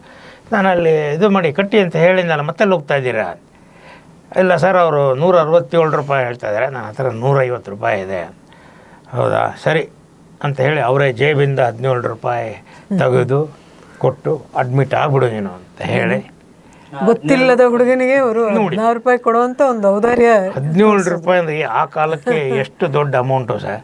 ಆಮೇಲೆ ನಾನು ಯಾರೋ ಅಪರಿಚಿತನಿಗೆ ಕೊಡಬೇಕು ಅಂತ ಏನಿದೆ. ಸರಿ ಕೊಟ್ಟರು. ಮತ್ತು ಆವಾಗ ಅಡ್ಮಿಟ್ ಆಗಿ ಅಲ್ಲಿಂದ ಡಿಗ್ರಿ ಮಾಡೋದಕ್ಕೆ ಶುರು ಮಾಡಿದೆ. ಅಲ್ಲಿ ಆಗಲೂ ಕೆಲಸ ಮಾಡ್ಕೊಂಡೇ ಮಾಡ್ತಾಯಿದ್ದು. ನಮ್ಮ ಸೀತಾರಾಮಯ್ಯ ಅಂತ ಅವ್ರಿಗೆ ಇಷ್ಟ ಇರಲಿಲ್ಲ, ಅವ್ರಿಗೆ ಭಾಳ ಬೇಜಾರಾಗೋಯ್ತು. ಅಲ್ರಿ, ಡಿಪ್ಲೊಮೋನೋ BE ಏನಾರು ಮಾಡಿಕೊಂಡ್ರೆ ನಾನು ನಿಮಗೆ ಒಳ್ಳೆ ಫ್ಯೂಚರ್ ಇರೋ ಥರ ಮಾಡ್ತಾಯಿದ್ದೆ, ಇದು ಏನಿದು BA ಮಾಡಿದರೆ ಏನು ಬಂತು ನಿಮಗೆ, ಏನೇನೂ ಹೆಲ್ಪ್ ಆಗೋಲ್ಲ ಅಂತ. ಆಮೇಲೆ ನಾನು ಏನೇನೋ ರಿಕ್ವೆಸ್ಟ್ ಮಾಡ್ಕೊಂಡು ಕೊನೆಗೆ ಅವ್ರು ಪರ್ಮಿಷನ್ ಕೊಡಿಸಿದ್ರು. ಯಾಕೆಂದರೆ ಕಾಲೇಜಿಗೆ ಬರೋದಕ್ಕೆ ಪರ್ಮಿಷನ್ ಬೇಕು. ನಾನು ನೈಟ್ ಶಿಫ್ಟ್ ಮಾಡಿಕೊಂಡು ಬೆಳಗ್ಗೆ ಹೊತ್ತು ಇಲ್ಲಿ ಕಾಲೇಜಿಗೆ ಬರ್ತಾಯಿದ್ದೆ. ಹೀಗೆ ಒಂದು ಅಲ್ಲೂ ಒಂದು ಸ್ವಾರಸ್ಯ ಪ್ರಕರಣ ಇದೆ ಪ್ರಕಾಶ್ದು. ಅಲ್ಲಿ ಕ್ಲಾಸ್ಗೆ ಅವ್ರಿಗೆ ಹೋಗಕ್ಕೆ ಆಗ್ತಿರ್ಲಿಲ್ಲ ಪೂರ್ತಿಯಾಗಿ. ಆಮೇಲೆ ಯಾವಾಗಲೂ ರಜಾ ಇದ್ದಾಗ ಒಂದು ಕ್ಲಾಸ್ಗೆ ಹೋಗ್ಬಿಟ್ಟಿದ್ದಾರೆ, ಫ್ಯಾಕ್ಟ್ರಿಗೆ ರಜಾ ಹಾಕಿದಾಗ ಎರಡನೇ ವರ್ಷಕ್ಕೆ ಅಟೆಂಡೆನ್ಸ್ ಕರೆಯುವಾಗ ಮೇಷ್ಟ್ರು ನೋಡ್ಬಿಟ್ಟು, ಯಾರು ಇವನು ಹೊಸ ಹುಡುಗ, ನೀ ಎಲ್ಲಿದ್ದೆ ಇಷ್ಟು ದಿವಸ ಅಂತ ಕೇಳಿದಾಗ, ಇಲ್ಲ ಸರ್, ನನಗೆ ಈ ಥರ ಬರೋಕ್ಕೆ ಆಗ್ತಿರ್ಲಿಲ್ಲ, ಹೀಗಾಗಿ ಕ್ಲಾಸ್ ಅಟೆಂಡ್ ಮಾಡಿಲ್ಲ ನಾನು ಅಂತ ಆವಾಗ ಹೇಳಿದಾರಂತೆ. ಅವ್ರಿಗೆ ತೀರಾ ಕೋಪ ಬಂದ್ಬಿಟ್ಟು ರಂಗನಾಥ್ ಹತ್ರ ಹೋಗ್ಬಿಟ್ಟು, ನೋಡಿ ಇವ್ನು ನನ್ನ ಒಂದೂ ಕ್ಲಾಸ್ಗೆ ಅಟೆಂಡ್ ಮಾಡಿಲ್ಲ, ಈಗ 2ನೇ ವರ್ಷದಲ್ಲಿ ಬಂದಿದ್ದೇನೆ, ಒಂದು ದಿವಸ ಮುಖ ಕಾಣಿಸಿದೆ ಒಂದು ಅಂತ ದೂರು ಕೊಟ್ರಂತೆ. ಆಮೇಲೆ ರಂಗನಾಥ್ ಇವ್ರನ್ನೆಲ್ಲ ಕರೆಸ್ಕೊಂಡು, ಬೇರೆ ಸ್ಟೂಡೆಂಟ್ಸ್ನೆಲ್ಲ ಕರೆಸಿಕೊಂಡು ಎನ್ಕ್ವೈರಿ, ನಿಮಗೆಲ್ಲ ಎಷ್ಟು ಮಾರ್ಕ್ಸ್ ಬಂದಿದೆ, ಯಾರ್ಯಾರು ಪಾಸ್ ಆಗಿದ್ದೀರಿ, ಎಷ್ಟೆಷ್ಟು ಮಾರ್ಕ್ಸ್, ನಿಮ್ದೆಷ್ಟ್ರಿ, ಹಿಂದೆಷ್ಟೇ ಕ್ಲಾಸ್ಗೆ ಹೋಗದ ಪ್ರಕಾಶ್ ಅವ್ರ ನಂಬರ್ ಎಷ್ಟಿತ್ತು ಸರ್? 67%. ಅವರೆಲ್ಲರೂ 50 ದಾಟಿರ್ಲಿಲ್ಲ. ನನಗೆ ಕುತೂಹಲ ಇದ್ದಿದ್ದೆ. ಅವರೆಲ್ಲರನ್ನ ಕೇಳಿ ರಂಗನಾಥ್ಗೆ ಶಾಕ್ ಆಗ್ಬಿಡ್ತು. ಭಾಳ ಒಳ್ಳೆ ಕೆಲಸ ಮಾಡಿದೆ ಕಣಯ್ಯ ನೀನು, ಕ್ಲಾಸ್ಗೆ ಹೋಗಿದ್ರೆ ನೀನು 50% ಮಾರ್ಕ್ಸ್, ನಿಂದು ದಾಟ್ತಾ ಇರಲಿಲ್ಲ, 67 ತಗೊಂಡಿದ್ದೀಯಾ. ನೀವು ಕ್ಲಾಸ್ಗೆ ಹೋಗ್ದಲ್ಲ ಇದಕ್ಕೆ ಗಂಭೀರವಾದ ಕಾರಣಗಳಿದೆ. ಅಲ್ಲ, ಇವ್ರು ತಮಾಷೆಯಾಗಿ ರಂಗನಾಥ್ ಹೇಳಿದ್ದು ಹೋಗದೆ ಇದ್ದಿದ್ದಕ್ಕೆ ಕ್ಲಾಸ್ಗೆ ಅಂತ. ಪುಸ್ತಕ ಓದುವ ಹವ್ಯಾಸ ಉಳ್ಳವನು ಎಲ್ಲಿ ಹೋದರೂ ಸಂತೋಷವಾಗಿರಬಲ್ಲ ಅನ್ನೋದು ಮಹಾತ್ಮ ಗಾಂಧೀಜಿಯವರ ಹೇಳಿಕೆ ಮತ್ತು ಅವ್ರು ಬರೆದಿರುವಂಥ ಸಾಲುಗಳು. ಸರ್, ಕನ್ನಡ ಪುಸ್ತಕಗಳಿಗೆ ಮಾರುಕಟ್ಟೆ ಹೇಗಿದೆ ಸರ್ ಈಗ? ಕನ್ನಡ ಏನು ಒಟ್ಟಾರೆ ಪುಸ್ತಕಗಳಿಗೆ ಈಗ ಒಂದು ರೀತಿಯ ಅವಸಾನ ಶುರುವಾಗಿದೆ ಅಂತ ಅನಿಸುತ್ತೆ. ಅಂದರೆ ಇದು ಅವಸಾನ ರಾತ್ರಿ ಬೆಳಗಾಗೋದ್ರಲ್ಲಿ ಆಗಲ್ಲ. ಕಣ್ಣು ಮುಚ್ಚಿ ತೆಗೆಯೋದ್ರಲ್ಲಿ ಅಂತೀವಲ್ಲ, ಹಂಗಾಗಲ್ಲ. ನಿಧಾನಕ್ಕೆ ಅದು ಈಗ ನೋಡಿ, ಇದು ವೃತ್ತಿ ರಂಗಭೂಮಿ ಬಹಳ ಪ್ರಬಲವಾಗಿತ್ತು. ಪ್ರಬಲವಾಗಿದ್ದಾಗ ಸಿನಿಮಾ ಬಂತು. ಸಿನಿಮಾ ಬಂದ ತಕ್ಷಣ ಅದು ನಿಧಾನಕ್ಕೆ ಅದು ಕಾಲಘಟ್ಟದಲ್ಲಿ ಬದಲಾಗ್ತಾ ಹೋಗುತ್ತೆ. ಇದು ಮಾಧ್ಯಮಗಳು ಬರೋಕ್ಕೆ ಶುರುವಾಗುತ್ತೆ, ಬೇರೆ ಬೇರೆ ಮಾಧ್ಯಮಗಳು. ಈಗ ನಮಗೆ ಈಗ ನೋಡಿ, ಇದು ಮೊಬೈಲ್ ಟಿ ವಿ ಬಂತು, ನಮಗೆ ಮೊದಲು ದೊಡ್ಡ ಹೊಡೆತ. ಆವಾಗ ಬೆಂಗಳೂರಿನ ಕರ್ನಾಟಕದಲ್ಲಿ ಒಂದು 500 ಸರ್ಕ್ಯುಲೇಟಿಂಗ್ ಲೈಬ್ರರೀಸ್ ಇದ್ದವು. ನೀವೊಂದು ಪುಸ್ತಕ ಏನಾದ್ರು ಒಳ್ಳೆಯ ಪುಸ್ತಕ ಬಂತು ಅಂದರೆ ಕನಿಷ್ಠ 300 ಕಾಪಿ ಒಂದೇ ದಿವಸಕ್ಕೆ ಮಾರಾಟ ಆಗುವಂಥ ಒಂದು ವ್ಯವಸ್ಥೆ ಇತ್ತು. ಯಾಕೆಂದರೆ ಜನರಿಗೆ ಮನೋರಂಜನೆ ಯಾವ ಮಾಧ್ಯಮಗಳು ಆವಾಗ ಭಾಳ ಕಡಿಮೆ ಇದ್ದವು. ಹಾಗಾಗಿ ಎಲ್ಲರೂ ಪುಸ್ತಕ ಓದ್ತಾಯಿದ್ರು. ಅದು ಥ್ರೂ ಸರ್ಕ್ಯುಲೇಟಿಂಗ್ ಲೈಬ್ರರೀಸಲ್ಲಿ ಓದ್ತಾಯಿದ್ರು. ಈಗ ನಿಮಗೆ ಒಂದು ಸರ್ಕ್ಯುಲೇಟಿಂಗ್ ಲೈಬ್ರರಿ ಸಿಗಲ್ಲ. ಯಾಕೆಂದರೆ ಈಗ ಒಂದು ಟಿ ವಿ ಬಂತು. ಟಿ ವಿ ಬಂದಾಗ ಅಷ್ಟು ಎಫೆಕ್ಟ್ ಆಗಲಿಲ್ಲ. ಟಿ ವಿ ಜೊತೆಗೆ ಖಾಸಗಿ ಇವು ಬಂದು ಖಾಸಗಿ ಚಾನಲ್ಸ್ ಬಂದಿದ್ದು ದೊಡ್ಡ ಹೊಡೆತ ಕೊಡ್ತು. ಅವರು ಮಧ್ಯಾಹ್ನದ ಧಾರಾವಾಹಿಗಳನ್ನ ಶುರು ಮಾಡಿದರು. ಒಂದು ಸಂಜೆ ಧಾರಾವಾಹಿಗಳು ಜೊತೆಗೆ ಮಧ್ಯಾಹ್ನದ ಧಾರಾವಾಹಿಗಳನ್ನ ಮಾಡಿದಾಗ ನಮ್ಮಲ್ಲಿ 50% ನಮ್ಮ ಓದುಗರು ಮಹಿಳೆಯರು. ಆ ಮಹಿಳೆಯರೆಲ್ಲ ನಮ್ಮ ಕೈ ಬಿಟ್ಟು ಹೋದರು, ಸೀರಿಯಲ್ಗೆ ಅಡಿಕ್ಟ್ ಆಗಿಬಿಟ್ರು. ಆಮೇಲೆ ಭಾಳ ಸುಲಭ, ಒಂದು ಓದೋದಕ್ಕಿಂತ ನೋಡೋದು ಭಾಳ ಸುಲಭ ಯಾವಾಗಲೂ. ಆ ಟಿ ವಿ ಮಹಿಳೆಯರೆಲ್ಲ ಕೈ ಬಿಟ್ಟು ಹೋದರು. ಎಲ್ಲ ಸರ್ಕ್ಯುಲೇಟಿಂಗ್ ಲೈಬ್ರರಿಗಳು ಬಹುಮಟ್ಟಿಗೆ 99% ಎಲ್ಲ ಕ್ಲೋಸ್ ಆಗೋಯ್ತು. ಆಮೇಲೆ ಏನಾಯಿತು, ಮೊಬೈಲ್ ಬಂತು. ಮೊಬೈಲ್ ಕಂಪ್ಯೂಟರ್ ಬಂತು, ಕಂಪ್ಯೂಟ್ರು ಆನ್ಲೈನ್ ಬಂತು, ಮೊಬೈಲ್ ಬಂತು. ಮೊಬೈಲ್ ಬಂದ ಮೇಲೆ ಅದಕ್ಕೆ ಫೇಸ್ಬುಕ್ ಅಂತೆ, ವಾಟ್ಸಪ್ಪು, ಇನ್ಸ್ಟಾಗ್ರಾಮು, ಈ ರೀತಿ ಇವೆಲ್ಲ ಬಂದ ಮೇಲೆ ನಮ್ಮ ಯಂಗ್ಸ್ಟರ್ಸ್ ಎಲ್ಲ ನಮ್ಮ ಕೈ ಬಿಟ್ಟು ಹೋದರು. ಯಂಗ್ಸ್ಟರ್ಸ್ ಯಾರು ಓದುಗರು ಇಲ್ಲ. ನಮಗೆ ಈಗ ಓದುಗರು ಉಳಿದಿರೋರು ಯಾರು ಅಂದರೆ ಎಲ್ಲ ವಯಸ್ಸಾದವರು, 40 ವರ್ಷ 50 ವರ್ಷ ಅವರೆಲ್ಲ ಏನು ಹೇಳ್ತಾರೆ ಅಂದರೆ, ನಿಧಾನಕ್ಕೆ ಅವರು ಏನು ಮಾಡ್ತಾಯಿದ್ದಾರೆ, ಎಲ್ಲ ಆಧ್ಯಾತ್ಮಕ್ಕೆ ಇಳಿದು ಬಿಡ್ತಾರೆ. ಮೊದಲು ನನಗೆ ಕತೆ, ಕಾದಂಬರಿ, ಸಾಹಿತ್ಯ ಇದೆಲ್ಲ ಓದುವ ಅವ್ರಿಗೆ ಆಸಕ್ತಿ ಹೋಗ್ಬಿಟ್ಟಿರುತ್ತೆ. ಆಮೇಲೆ ರೀ ಕಣ್ಣಷ್ಟು ಕಾಣಿಸಲ್ಲ ರೀ, ಎಲ್ಲ ಮಂಜಾಗೆ ಕಾಣಿಸುತ್ತೆ, ಓದೋಕ್ಕೆ ಆಗಲ್ಲ ರೀ ಈಗ ಅಂತ. ಅದು ಸಹಜ, ವಯಸ್ಸಿನ ಸಹಜ ಪ್ರವೃತ್ತಿ. ಸೊ ಹೀಗಾಗಿ ನಮ್ಮಲ್ಲೀಗ ಭಾಳಷ್ಟು ಇನ್ನೂ ಒಂದು ಏನಾಯಿತು, ಇದರ ಜೊತೆಗೆ POD ಅಂತ ಒಂದು ಬಂತೀಗ, ಅಂದರೆ ಪ್ರಿಂಟ್ ಆನ್ ಡಿಮ್ಯಾಂಡ್ ಅಂತ ಒಂದು ಕಲ್ಚರ್. ಅಂದರೆ ಒಂದು ಪುಸ್ತಕನ ನಾವು ಮೊದಲು ಪಬ್ಲಿಷ್ ಮಾಡಬೇಕಾದ್ರೆ 1,000 ಕಾಪಿ ಮಾಡಬೇಕಾಯಿತು, ಕನಿಷ್ಠ 1,000 ಕಡಿಮೆ ಯಾರೂ ಮಾಡ್ತಾ ಇರಲಿಲ್ಲ. ಈಗ POD ಅಂತ ಬಂದ ಮೇಲೆ ನೀವು 50 ಕಾಪಿ ಬೇಕಾದ್ರೂ ಮಾಡ್ಬೋದು, 100 ಕಾಪಿ ಬೇಕಾದ್ರೂ ಮಾಡ್ಬೋದು. Print on demand. ಸೊ ಹಾಗಾಗಿ ಈಗ ಭಾಳಷ್ಟು ಜನ ಅದಕ್ಕೆ ಇಳಿದ್ಬಿಟ್ಟಿದ್ದಾರೆ. ಹಾಗಾಗಿ ನಿಮ್ಗೆ ಇಷ್ಟೊಂದು ಪಬ್ಲಿಕೇಶನ್ ಪ್ಲಸ್ ಮತ್ತೆ ಮೈನಸ್ ಎಷ್ಟಿದೆ ಸರ್? ಮೈನಸ್ ಜಾಸ್ತಿನೇ ಇದೆ. ಮೈನಸ್ಸೇ ಅಲ್ವಾ, ಯಾರು ಓದುಗರೇ ಇರಲ್ಲ. ಈಗ ನಾನು ಸುಮ್ಮನೆ ಒಂದು 50 ಕಾಪಿ ಪ್ರಿಂಟ್ ಮಾಡಿಬಿಡೋದು, ನಾನು ಬೇಕಾದವ್ರಿಗೆ ಹಂಚ್ಕೊಂಡ್ಬಿಡ್ತೀನಿ, ಎಲ್ಲೋ ಒಂದು 5-6 ಕಾಪಿ ಮಾರಾಟ ಮಾಡಿಬಿಡ್ತೀನಿ. ಇನ್ನೂ ಒಂದಷ್ಟು ಯಾರು ಕೇಳಿದರೆ ಎರಡನೇ ಪ್ರಿಂಟ್, ನಾನು ಮಾಡಿರೋದೇ 50 ಕಾಪಿ, 2ನೇ ಮುದ್ರಣ, 3ನೇ ಮುದ್ರಣ. ನೀವು ಕೆಲವೆಲ್ಲ ನೋಡಿರ್ಬೋದು, 7ನೇ ಮುದ್ರಣ, 8ನೇ ಮುದ್ರಣ ಅಂತೆಲ್ಲ ಹಾಕ್ಕೊಂಡಿರ್ತಾರೆ ಫೇಸ್ಬುಕ್ಕಲ್ಲಿ. ಅವೆಲ್ಲ ಬಹುಮಟ್ಟಿಗೆ ಈ ಥರದ ಇವೆ. ಸೊ ಹಾಗಾಗಿ ಈಗ ಅದರಿಂದ ಓದುಗರಿದ್ದಾರೆ ಅಂತ ಅರ್ಥ ಅಲ್ಲ. ಎಲ್ಲೋ ಒಂದೊಂದು ಕ್ಲಿಕ್ ಆಗ್ಬೋದು, ಅದನ್ನು ನಾವು ಅಲ್ಲಗಳೆಯೋಕ್ಕಾಗಲ್ಲ. ಎಲ್ಲೋ ಒಬ್ಬ ಭೈರಪ್ಪ ಅವ್ರಿಗೆ ನಿಜವಾದ ಓದುಗರು ಇರ್ತಾರೆ, ಅದು ನಿಜವಾದ ಇವತ್ತಿಗೂ ಇದ್ದಾರೆ. ಭೈರಪ್ಪಂಗಿದ್ದಾರೆ, ಗಣೇಶಯ್ಯ ಇದ್ದಾರೆ, ಜಯಂತ ಕಾಯ್ಕಿಣಿಗಿದ್ದಾರೆ, ತೇಜಸ್ವಿಗಿದ್ದಾರೆ, ಕುವೆಂಪು ಕಾದಂಬರಿಗಳು ಇವತ್ತು ಓದುಗರಿದ್ದಾರೆ, ಆಮೇಲೆ ಸಾಯಿ ಸುತೆಗೆ ಓದುಗರಿದ್ದಾರೆ, ಅದಕ್ಕಿದ್ದಾರೆ. ಬಟ್ ಬೇರೆ ರೀತಿ ಇವರೆಲ್ಲ ಭಾಳ ದಿವಸ ಆಗಲ್ಲ. ಆಯಾ ಲೇಖಕರ ಇದು ಅವಧಿ ಮುಗಿದ ತಕ್ಷಣ ಅದು ಗಮನಿಸಿದಾಗ ತೀವ್ರ ಅಧ್ಯಯನಾಸಕ್ತಿ ಹೋಗ್ತಾ ಇದೆ. ಕುವೆಂಪು, ಬೇಂದ್ರೆ ಮತ್ತೆ ಭೈರಪ್ಪನವರು ಅವರು ಎಲ್ಲಾ ಕಾಲಕ್ಕೂ ಸಲ್ಲುವವರು ಅಲ್ಲ ಸರ್? ಈಗಿನ ತಲೆಮಾರಿನಲ್ಲಿ ನೀವು ಯಾರನ್ನ ನೋಡ್ತಾ ಇದ್ದೀರಿ ಸರ್? ಕುವೆಂಪು ಕಾದಂಬರಿ ರೂಪದಲ್ಲಿ ಉಳ್ಕೊಂಡಿದ್ದಾರೆ. ಅವರ ಬೇರೆ ಕಥೆಗಳಾಗಲಿ ಅಥವಾ ಕಾವ್ಯ ಆಗಲಿ ಬಹಳ ಕಡಿಮೆ ಆಗಿದೆ, ಓದುವವರು ಬಹಳ ಕಡಿಮೆ. ಅವರ ಕಾದಂಬರಿ ಒಂದು ಬೇರೆ ಬೇರೆ ಕಾರಣಗಳಿಗಾಗಿ ಅದು ಅದು TV ಸೀರಿಯಲ್ ಆಯಿತು, ನಾಟಕ ಆಯಿತು, ಸೊ ಹೀಗಾಗಿ ಬೇರೆ ಬೇರೆ ಸ್ವರೂಪದಲ್ಲಿ ಅದು ಪಠ್ಯಪುಸ್ತಕಗಳಲ್ಲಿ ಬಂತು. ಹಾಗಾಗಿ ಜನರಿಗೆ ಚಿರಪರಿಚಿತವಾಗಿದೆ, ಪರಿಚಿತ ಆಗಿದೆ. ಅವೆರಡು ಕಾದಂಬರಿಗಳು ಉಳ್ಕೊಂಡಿದೆ. ಕುವೆಂಪು ಅವರು ಕೂಡ ಬದುಕಿದ್ದಾಗಲೇ ಹೇಳ್ತಾ ಇದ್ರು, ಕೊನೆಗೆ ಉಳಿಯೋದು ನಂದು 2 ಕಾದಂಬರಿನೇ ಅಂತ. ಆಮೇಲೆ ಈಗಿನ ಯೂತ್ಗೆ ತೇಜಸ್ವಿಯವರ ಎಷ್ಟೋ ವಿಚಾರಗಳು ಇಷ್ಟ ಆಗ್ತಾ ಇದೆ. ಅವರ ವೈಚಾರಿಕ ನಿಲುವು, ಕ್ರಾಂತಿಕಾರಿ ಇದು, ಪರಿಸರಕ್ಕೆ ಅವರು ಹಿಂತಿರುಗಿ ಮಾಡಿದ ಪ್ರಯೋಗಗಳು, ಇವೆಲ್ಲ ಯೂತನ್ನು ಹೆಚ್ಚು ಅಟ್ರ್ಯಾಕ್ಟ್ ಮಾಡ್ತಾ ಇದೆ ಅಂತ ಅನಿಸುತ್ತೆ ನನಗೆ. ಅದು ಒಂದು ಕಾರಣ ಇರಬಹುದು. ಆದರೆ ತೀವ್ರ ಅಧ್ಯಯನಾಸಕ್ತಿ ಅಂತೂ ಕಡಿಮೆ ಆಗಿರೋದನ್ನು ನಾವು ಗುರುತಿಸ್ತಾನೆ ಬಂದಿದ್ದೀವಿ. ಈ ಉದಾಹರಣೆಗೆ ಮೊದಲು ಈ ವಿಮರ್ಶೆ, ಈ ಕೆಲವು ಪ್ರಕಾರಗಳಿದೆ, ಸಾಹಿತ್ಯದ ಕೆಲವು ಪ್ರಕಾರಗಳು, ಅವೆಲ್ಲ ಹೆಚ್ಚು ಕಡಿಮೆ ಒಂಥರ ಸ್ಟ್ಯಾಂಡ್ ಸ್ಟಿಲ್ ಆಗಿಬಿಟ್ಟಿದೆ. ಅಂದರೆ ಇಲ್ಲವೇ ಇಲ್ಲ, ಓದೋರೇ ಇಲ್ಲ ಇವಾಗ. ಅದಕ್ಕೆ ವಿಮರ್ಶೆಗೆ ಓದುಗರಿಲ್ಲ, ಕವನ ಸಂಕಲನಗಳಿಗೆ ಓದುಗರಿಲ್ಲ, ಅಡುಗೆ ಪುಸ್ತಕಗಳಿಗೆ ಓದುಗರಿಲ್ಲ, ಪ್ರವಾಸದ ಪುಸ್ತಕಗಳಿಗೆ ಓದುಗರಿಲ್ಲ, ಆರೋಗ್ಯದ ಪುಸ್ತಕಗಳಿಗೆ ಓದುಗರಿಲ್ಲ.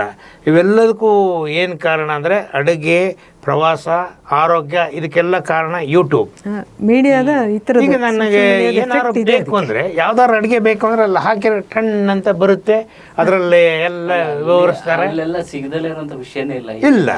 ಆಮೇಲೆ ನನಗೆ ಎಲ್ಲವೂ ಸಿಗುತ್ತೆ. ಆಮೇಲೆ very short and reels form, ಅದು ವಿಸಿಬಲ್ ಆಗಿ ಸಿಗುತ್ತೆ. ಬೇರೆ ಬೇರೆ ವೃತ್ತಿಗಳಿಗೂ ಅದು ಹೊಡೆತ ಕೊಟ್ಟಿದೆ. ಅದೇ ರೀತಿ ಪುಸ್ತಕ ಆ ರೀತಿಯ ಬರವಣಿಗೆ ಎಲ್ಲ ಈಗ ಹೆಚ್ಚು ಕಡಿಮೆ ನಿಂತು ಹೋಗ್ತಾ ಇದೆ. ಯಾರು ಈಗ ಅದನ್ನು ಮಾಡ್ತಾ ಇಲ್ಲ, ಓದ್ತಾ ಇಲ್ಲ. ಎಲ್ಲರೂ ಸುಮ್ಮನೆ ಓದಲ್ಲ ಅಂತ ಹೇಳ್ತಾರೆ ಹೊರತು ಅದು ಯಾಕೆ ಓದಲ್ಲ ಅನ್ನೋದ್ರ ಬಗ್ಗೆ. ಈಗ ನೋಡಿ, ಮೊದಲು ಒಂದು ನೀವು ಪ್ರವಾಸಕ್ಕೆ ಹೋಗ್ಬೇಕಾದ್ರೆ ಎಲ್ಲ ಗೈಡ್ಗಳು ತಗೊಂಡು ಹೋಗೋರು. ಈ ಊರಿಂದ ತಮಿಳ್ನಾಡು ಗೈಡ್ ಕೊಡಿ, ಕರ್ನಾಟಕ ಗೈಡ್ ಕೊಡಿ, ದೇವಸ್ಥಾನ ಕೊಡಿ, ಮ್ಯಾಪ್ ಕೊಡಿ ಅಂತ. ಈಗ ಏನಿಲ್ಲ, ಮೊಬೈಲ್ ಹಿಡ್ಕೊಂಡು ಟ್ರೆಂಡ್ ಅಂತ ಓದ್ತೀರಿ, ಯಾವ ಊರು ಬೇಕಾದ್ರೂ ಕಾಣಿಸುತ್ತೆ, ಯಾವ ಮ್ಯಾಪ್ ಬೇಕಾದ್ರೂ ಕಾಣಿಸುತ್ತೆ, ಅದು ಎಷ್ಟು ದೂರ ಇದೆ ಅಂತ ತೋರಿಸುತ್ತೆ, ಹೆಂಗೆ ಹೋಗ್ಬೇಕು ಅಂತ ತೋರಿಸುತ್ತೆ, ಎಲ್ಲ ಕೈಯಲ್ಲಿ ಅಂಗೈಯಲ್ಲೇ ಸಿಗುವಾಗ ಇನ್ನು ಇದನ್ನು ಹಿಡ್ಕೊಂಡು ಯಾಕೆ ಇದು ಮಾಡಬೇಕು? ಸೊ ಹೀಗೆ. ಮತ್ತು ಇನ್ನು ಮಕ್ಕಳ ಮೇಲೆ ಎಷ್ಟು ಪರಿಣಾಮ ಬೀರ್ತಿದ್ದು ಓದು ಅಂತಂದರೆ, ಮಕ್ಕಳಿಗೆ ಪ್ರಾಜೆಕ್ಟ್ ವರ್ಕ್ ಕೊಡೋರು ಮೊದಲು ಸ್ಕೂಲ್ಗಳಲ್ಲಿ. ನಮ್ಮ ಶಾಪ್ಗಳಂತೂ ಕಿಕ್ಕಿರಿದಿರೋದು ಮಕ್ಕಳಿಂದ. ಸ್ಕೂಲ್ ಶುರುವಾಯಿತು ಅಂದರೆ ಮಕ್ಕಳು ಬಂದ್ಬಿಡೋರು. ಅದು ಕೊಡಿ, ರಾಧಾಕೃಷ್ಣನ್ ಕೊಡಿ, ಇದು ತುಂಗಭದ್ರಾ ಡ್ಯಾಮ್ ಕೊಡಿ, ಅಥವಾ ಇದ್ರ ಕೊಡಿ, ಪರಿಸರದ ಬಗ್ಗೆ ಕೊಡಿ ಪುಸ್ತಕಗಳು ಅಂತ ಎಷ್ಟು ಬರೋರು. ಈಗೇನಿಲ್ಲ, ನಿಮ್ಗೆ ಯಾವುದು ರಾಧಾಕೃಷ್ಣನ್ ಅಂತ ಗೂಗಲ್ಗೆ ಹಾಕಿದರೆ ಅವ್ರಿಗೆ ಬೇಕಾಗಿದ್ದು ಬೇಡದೇ ಇರೋದು 10, 50 ಪೇಜು, 100 ಪೇಜ್ ಎಲ್ಲ ಬರುತ್ತೆ. ಏನು ಬೇಕಾದ್ರೂ ಗೂಗಲಲ್ಲಿ ಮಾಹಿತಿಗಳ ಮಹಾಪೂರ ಸಿಗೋದ್ರಿಂದ ಮಕ್ಕಳು ಪುಸ್ತಕದ ಕಡೆಯ ಗಮನ ಕಡಿಮೆ ಆಗಿದೆ. ಆಮೇಲೆ ಜನರಿಗೂ ಕೂಡ ಅಷ್ಟೇ, ಬೇರೆ ಏನಾದ್ರು ಬೇಕು ಅಂದ ತಕ್ಷಣ ಅಲ್ಲಿ ಒಂದು ಗೂಗಲ್ಗೆ ಅದು ಹಾಕಿರೋ ಅದರ ಡೀಟೇಲ್ಸ್ ಎಲ್ಲ ಕೊಡುತ್ತೆ. ಈ ಮಾಹಿತಿ ಎಲ್ಲಿ ಸಿಗುತ್ತೆ, ಏನು ನಿಮಗೆ ಫರ್ದರ್ ಮಾಹಿತಿ ಬೇಕಾದ್ರೆ ಅಲ್ಲಿ ಹೋಗಿ, ಇಲ್ಲಿ ಕಾಂಟ್ಯಾಕ್ಟ್ ಮಾಡಿ. ಆದರೂ ಅದಕ್ಕೆ ಮೀರಿದ ಒಂದು ಸೃಜನಶೀಲ ಕ್ರಿಯೆ ಅನ್ನೋದು ಇದೆಯಲ್ಲ, ಅದು ಇದ್ದೇ ಇರುತ್ತೆ ಅಂತ ನನ್ನ ಭಾವನೆ. ಅದನ್ನು ಯಾವ ಇದು ಗೂಗಲಲ್ಲಾಗಲಿ ಇದರಲ್ಲಾಗಲಿ ತರಲಿಕ್ಕೆ ಆಗಲ್ಲ. ಹೀಗಾಗಿ ಅದಕ್ಕೆ ಬೆಲೆ ಇದ್ದೇ ಇರುತ್ತೆ ಅಂತ ಅನಿಸುತ್ತೆ. ಆಮೇಲೆ ಈಗ ಮಾಧ್ಯಮಗಳು ಬೇರೆ ಬೇರೆ ರೀತಿ ಬಂದಿದ್ದರಿಂದ ಪುಸ್ತಕ ಅಂತ ನಾವಿಗೇನು ಒಂದು ಇದು ಹೇಳ್ತೀವಿ, ಆ ಮಾಮೂಲಿ ಪುಸ್ತಕ, ಟ್ರೆಡಿಷ್ನಲ್ ಪುಸ್ತಕ ಅಂತ ಏನು ಹೇಳ್ತೀವಿ, ಅದರ ಸ್ವರೂಪ ಬದಲಾಗ್ಬಿಟ್ಟಿದೆ. ಅದನ್ನು ನಾವು ಒಪ್ಕೊಳ್ತಾನೆ ಇಲ್ಲ. ಈಗ ಉದಾಹರಣೆಗೆ ಕಿಂಡಲ್ ಬಂತು.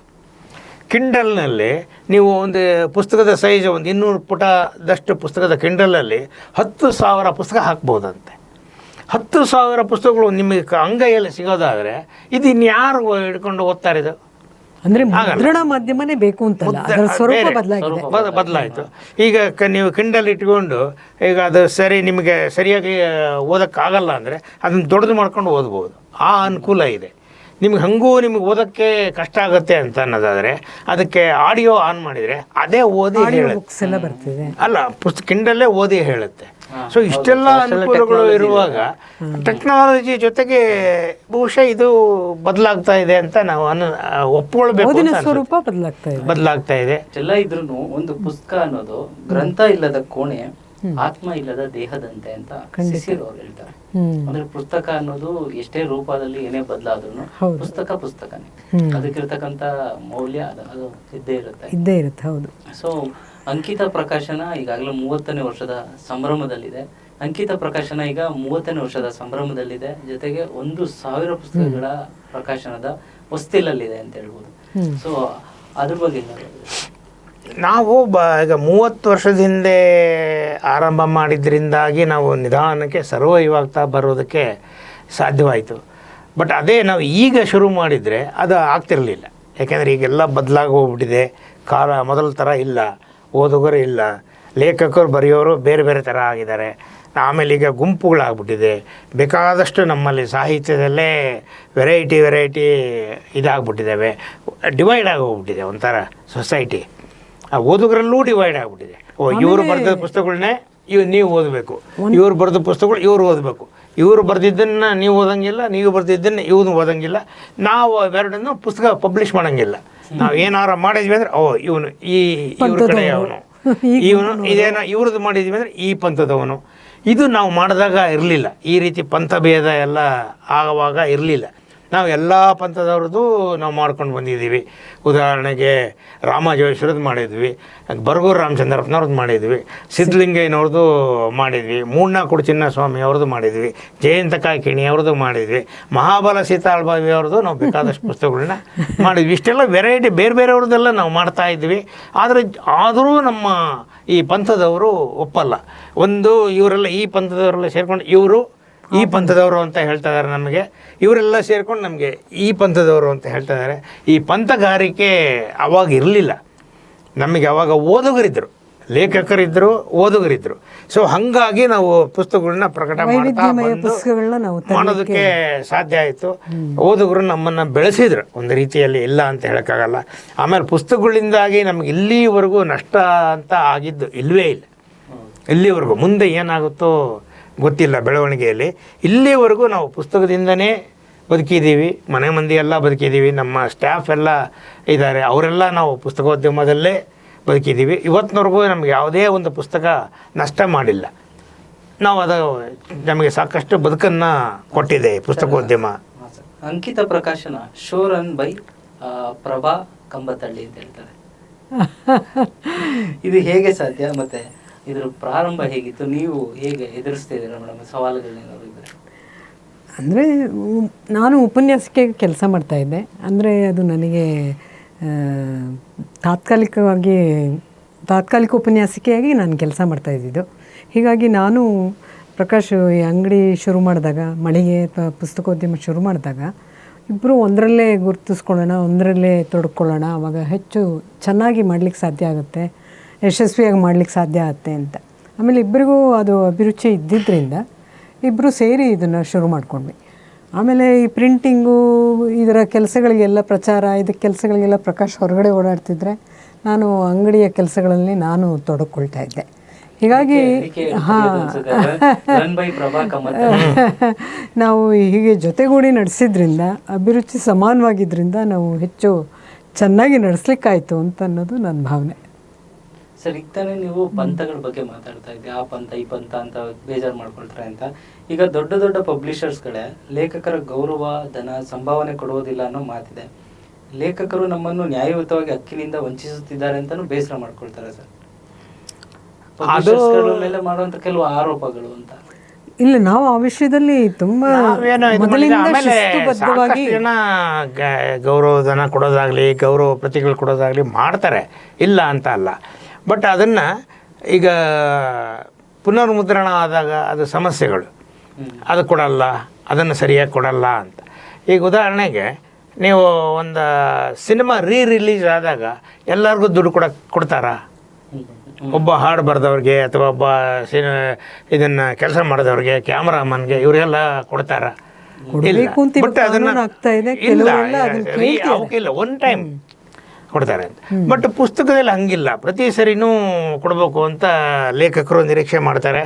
ಹಾಗಾಗಿ ನಮ್ಮ ಪ್ರಕಾಶಕರುಗಳು ಅದನ್ನು ಅವಾಯ್ಡ್ ಮಾಡ್ತಾರೆ ಅಂತ.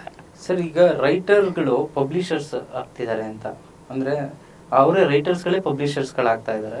ಇದು ಪಬ್ಲಿಕೇಶನ್ ಮಾಫಿಯಾ ಏನಾದರೂ ಕಾರಣನ ಸರ್ ಇದಕ್ಕೆ?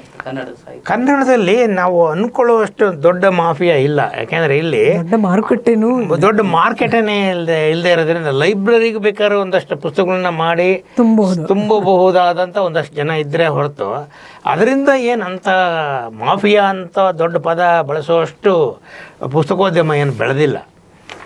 ಒಂದು ಇದೆ, ಆಮೇಲೆ ಯಾವುದೇ ನೀವು ಮಾಧ್ಯಮ ತಗೊಳ್ಳಿ, ಅಲ್ಲಿ ಮೋಸ, ವಂಚನೆ ಇವೆಲ್ಲ ಇದ್ದೇ ಇರ್ತವೆ. ಅವುಗಳ ಜೊತೆಗೆ ನಾವು ಬದುಕಬೇಕು. ಉದಾಹರಣೆಗೆ ಈಗ ನಾವು ಮೊನ್ನೆ ಅಮೆಝಾನಲ್ಲಿ ಏನೋ ಒಂದು ರ್ಯಾಕ್ ತರಿಸಿದೆ. ಅವನು ರ್ಯಾಕ್ ಬದಲು ಯಾವುದೋ 2 ಬಲ್ಪ್ ಇಟ್ಟು ಕಳಿಸಿದೆ. ಏನು ಮಾಡಿದೆ? ಈಗ ಮೋಸಗಳು ಈಗ ಎಲ್ಲ ಕಡೆಗೂ ಇರುತ್ತೆ ಅನ್ನೋದಕ್ಕೆ ಉದಾಹರಣೆ ನಾನು ಹೇಳಿದ್ದು. ಬರೀ ಇದೊಂದೇ ಅಲ್ಲ, ಬಟ್ ಇದರಲ್ಲಿ ಏನಿಲ್ಲ. ಯಾಕೆಂದರೆ ಇದರಲ್ಲಿ ನಿಮಗೆ ಲಾಭದ ಪ್ರಮಾಣ ಬಹಳ ಕಡಿಮೆ ಇರುತ್ತೆ. ನಾವು ಯಾಕೆಂದರೆ ಇದರಲ್ಲಿ ಇನ್ವೆಸ್ಟ್ಮೆಂಟ್ ಜಾಸ್ತಿ. ಆಮೇಲೆ ಇನ್ವೆಸ್ಟ್ಮೆಂಟ್ಗೆ ನೀವು ಇಮ್ಮಿಡಿಯೇಟ್ ರಿಟರ್ನ್ಸ್ ಇರೋಲ್ಲ. ಈಗ ನಾವು ಒಂದು ಪುಸ್ತಕ ಮಾಡಿದಾಗ ಈಗ ಒಂದು 3 ತಿಂಗಳಲ್ಲೇ ಅದು ಸೇಲ್ ಆದರೆ ಅವಾಗ ನಮಗೆ ನಿಜವಾದ ಲಾಭ ಬರುತ್ತೆ.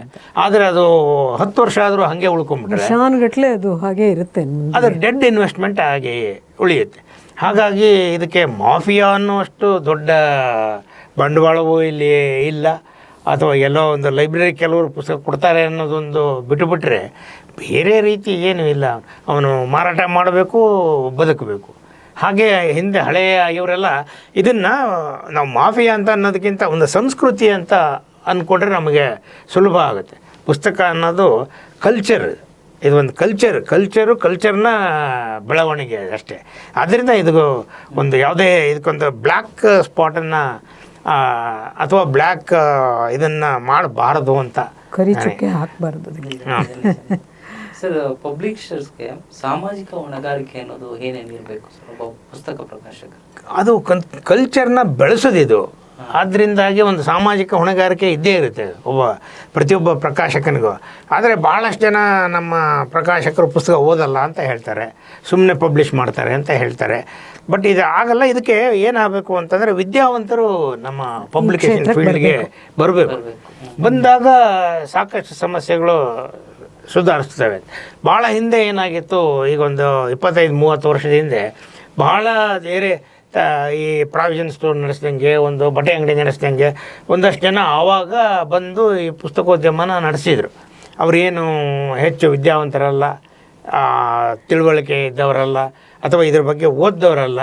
ಬರೀ ಒಬ್ಬ ಲೇಖಕನ ಹೆಸರು ಗೊತ್ತಿರ್ತಿತ್ತೆ ಹೊರತು ಆ ಕಂಟೆಂಟ್ ಏನು ಅನ್ನೋದು ಅವ್ರಿಗೆ ಗೊತ್ತಿರ್ತಿರಲಿಲ್ಲ. ಆದರೆ ಈಗ ಒಂದು ವಿದ್ಯಾವಂತರು ಬರ್ತಾ ಇದ್ದಾರೆ, ಎಲ್ಲ ಗೊತ್ತಿರೋರು ಬರ್ತಾ ಇದ್ದಾರೆ. ಅವರುಗಳು ಇದನ್ನು ಬೆಳೆಸಿ ಇನ್ನು ಮುಂದೆ ಹಳೆದನ್ನೆಲ್ಲ ಸುಮ್ಮನೆ ಕೆದಕೊಂಡು ಕೂತ್ಕೊಳ್ಳೋದ್ರಿಂದ ಏನೂ ಅರ್ಥ ಇಲ್ಲ. ಅವರು ಬೆಳೆಸ್ಬೇಕು. ಹೊಸದಾಗಿ ಈಗ ಓದ್ತಾ ಇದ್ದಾರೆ, ಓದುಗರಿದ್ದಾರೆ, ವಿದ್ಯಾವಂತರಿದ್ದಾರೆ, ಈಗೇನು ಎಜುಕೇಷನ್ ಇದೆ ಎಲ್ಲರಿಗೂ, ಅವರುಗಳು ಬೆಳೆಸಬೇಕು ಇದನ್ನು.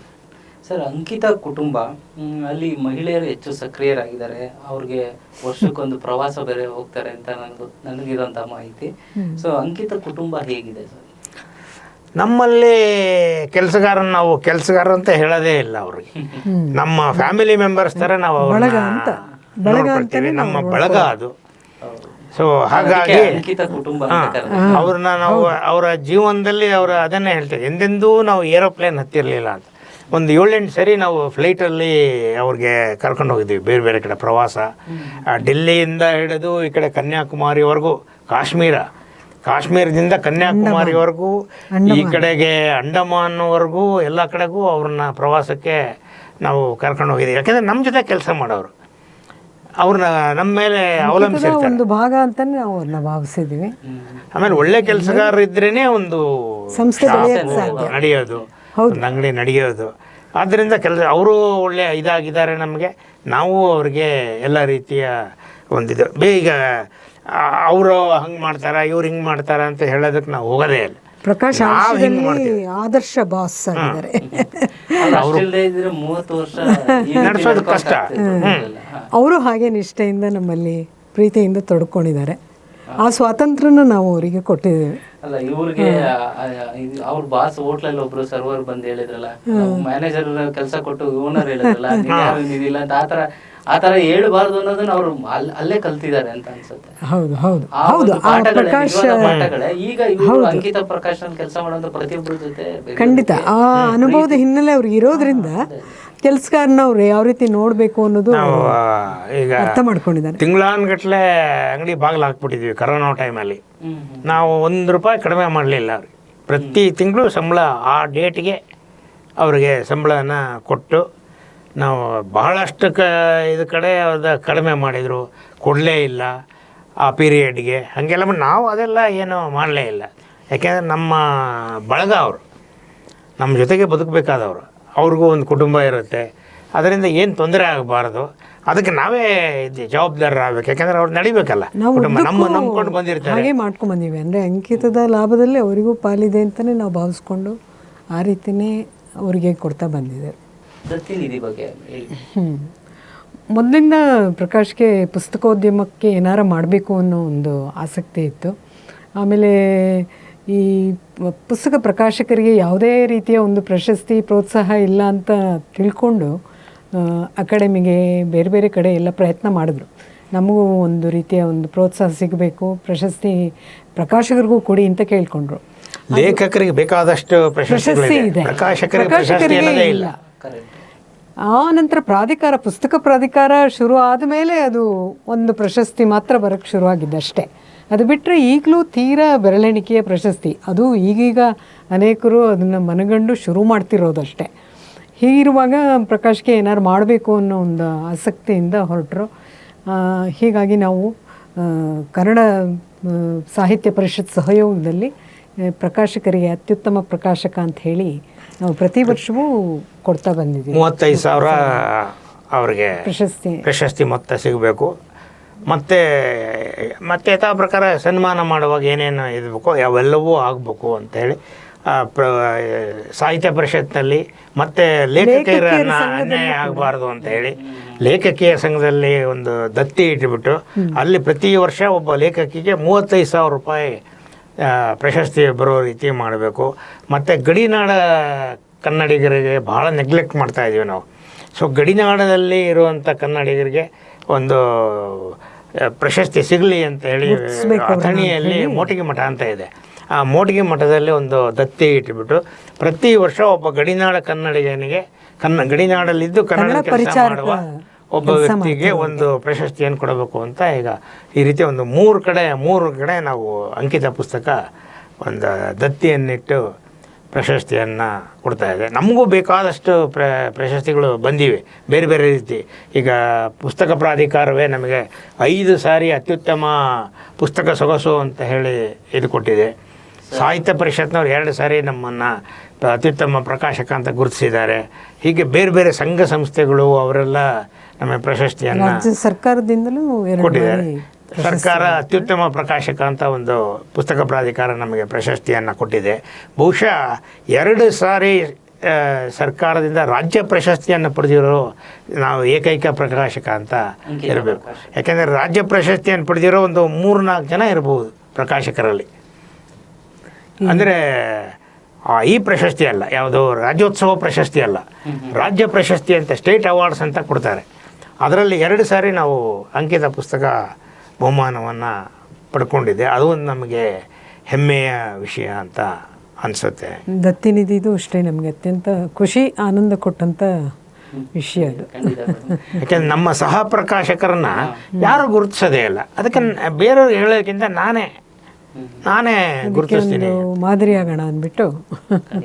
ಒಳ್ಳೆಯ ಅಂಕಿತ ಪ್ರಕಾಶನ ಹೀಗೆ ಪ್ರಜ್ವಲಿಸ್ತಾ ಇರಲಿ, ಮುಂದೆ ಸಾಗ್ತಾ ಇರಲಿ. ಇನ್ನಷ್ಟು ಬರಹಗಾರರಿಗೆ, ಲೇಖಕರಿಗೆ ನಿಮ್ಮ ಪ್ರಕಾಶನದಿಂದ ಮತ್ತಷ್ಟು ಒಂದು ಸಹಾಯ ಮತ್ತು ಒಂದು ವೇದಿಕೆ ಸಿಗಲಿ ಅಂತ ಆಶಿಸ್ತೀನಿ. ಧನ್ಯವಾದಗಳು. Thank you.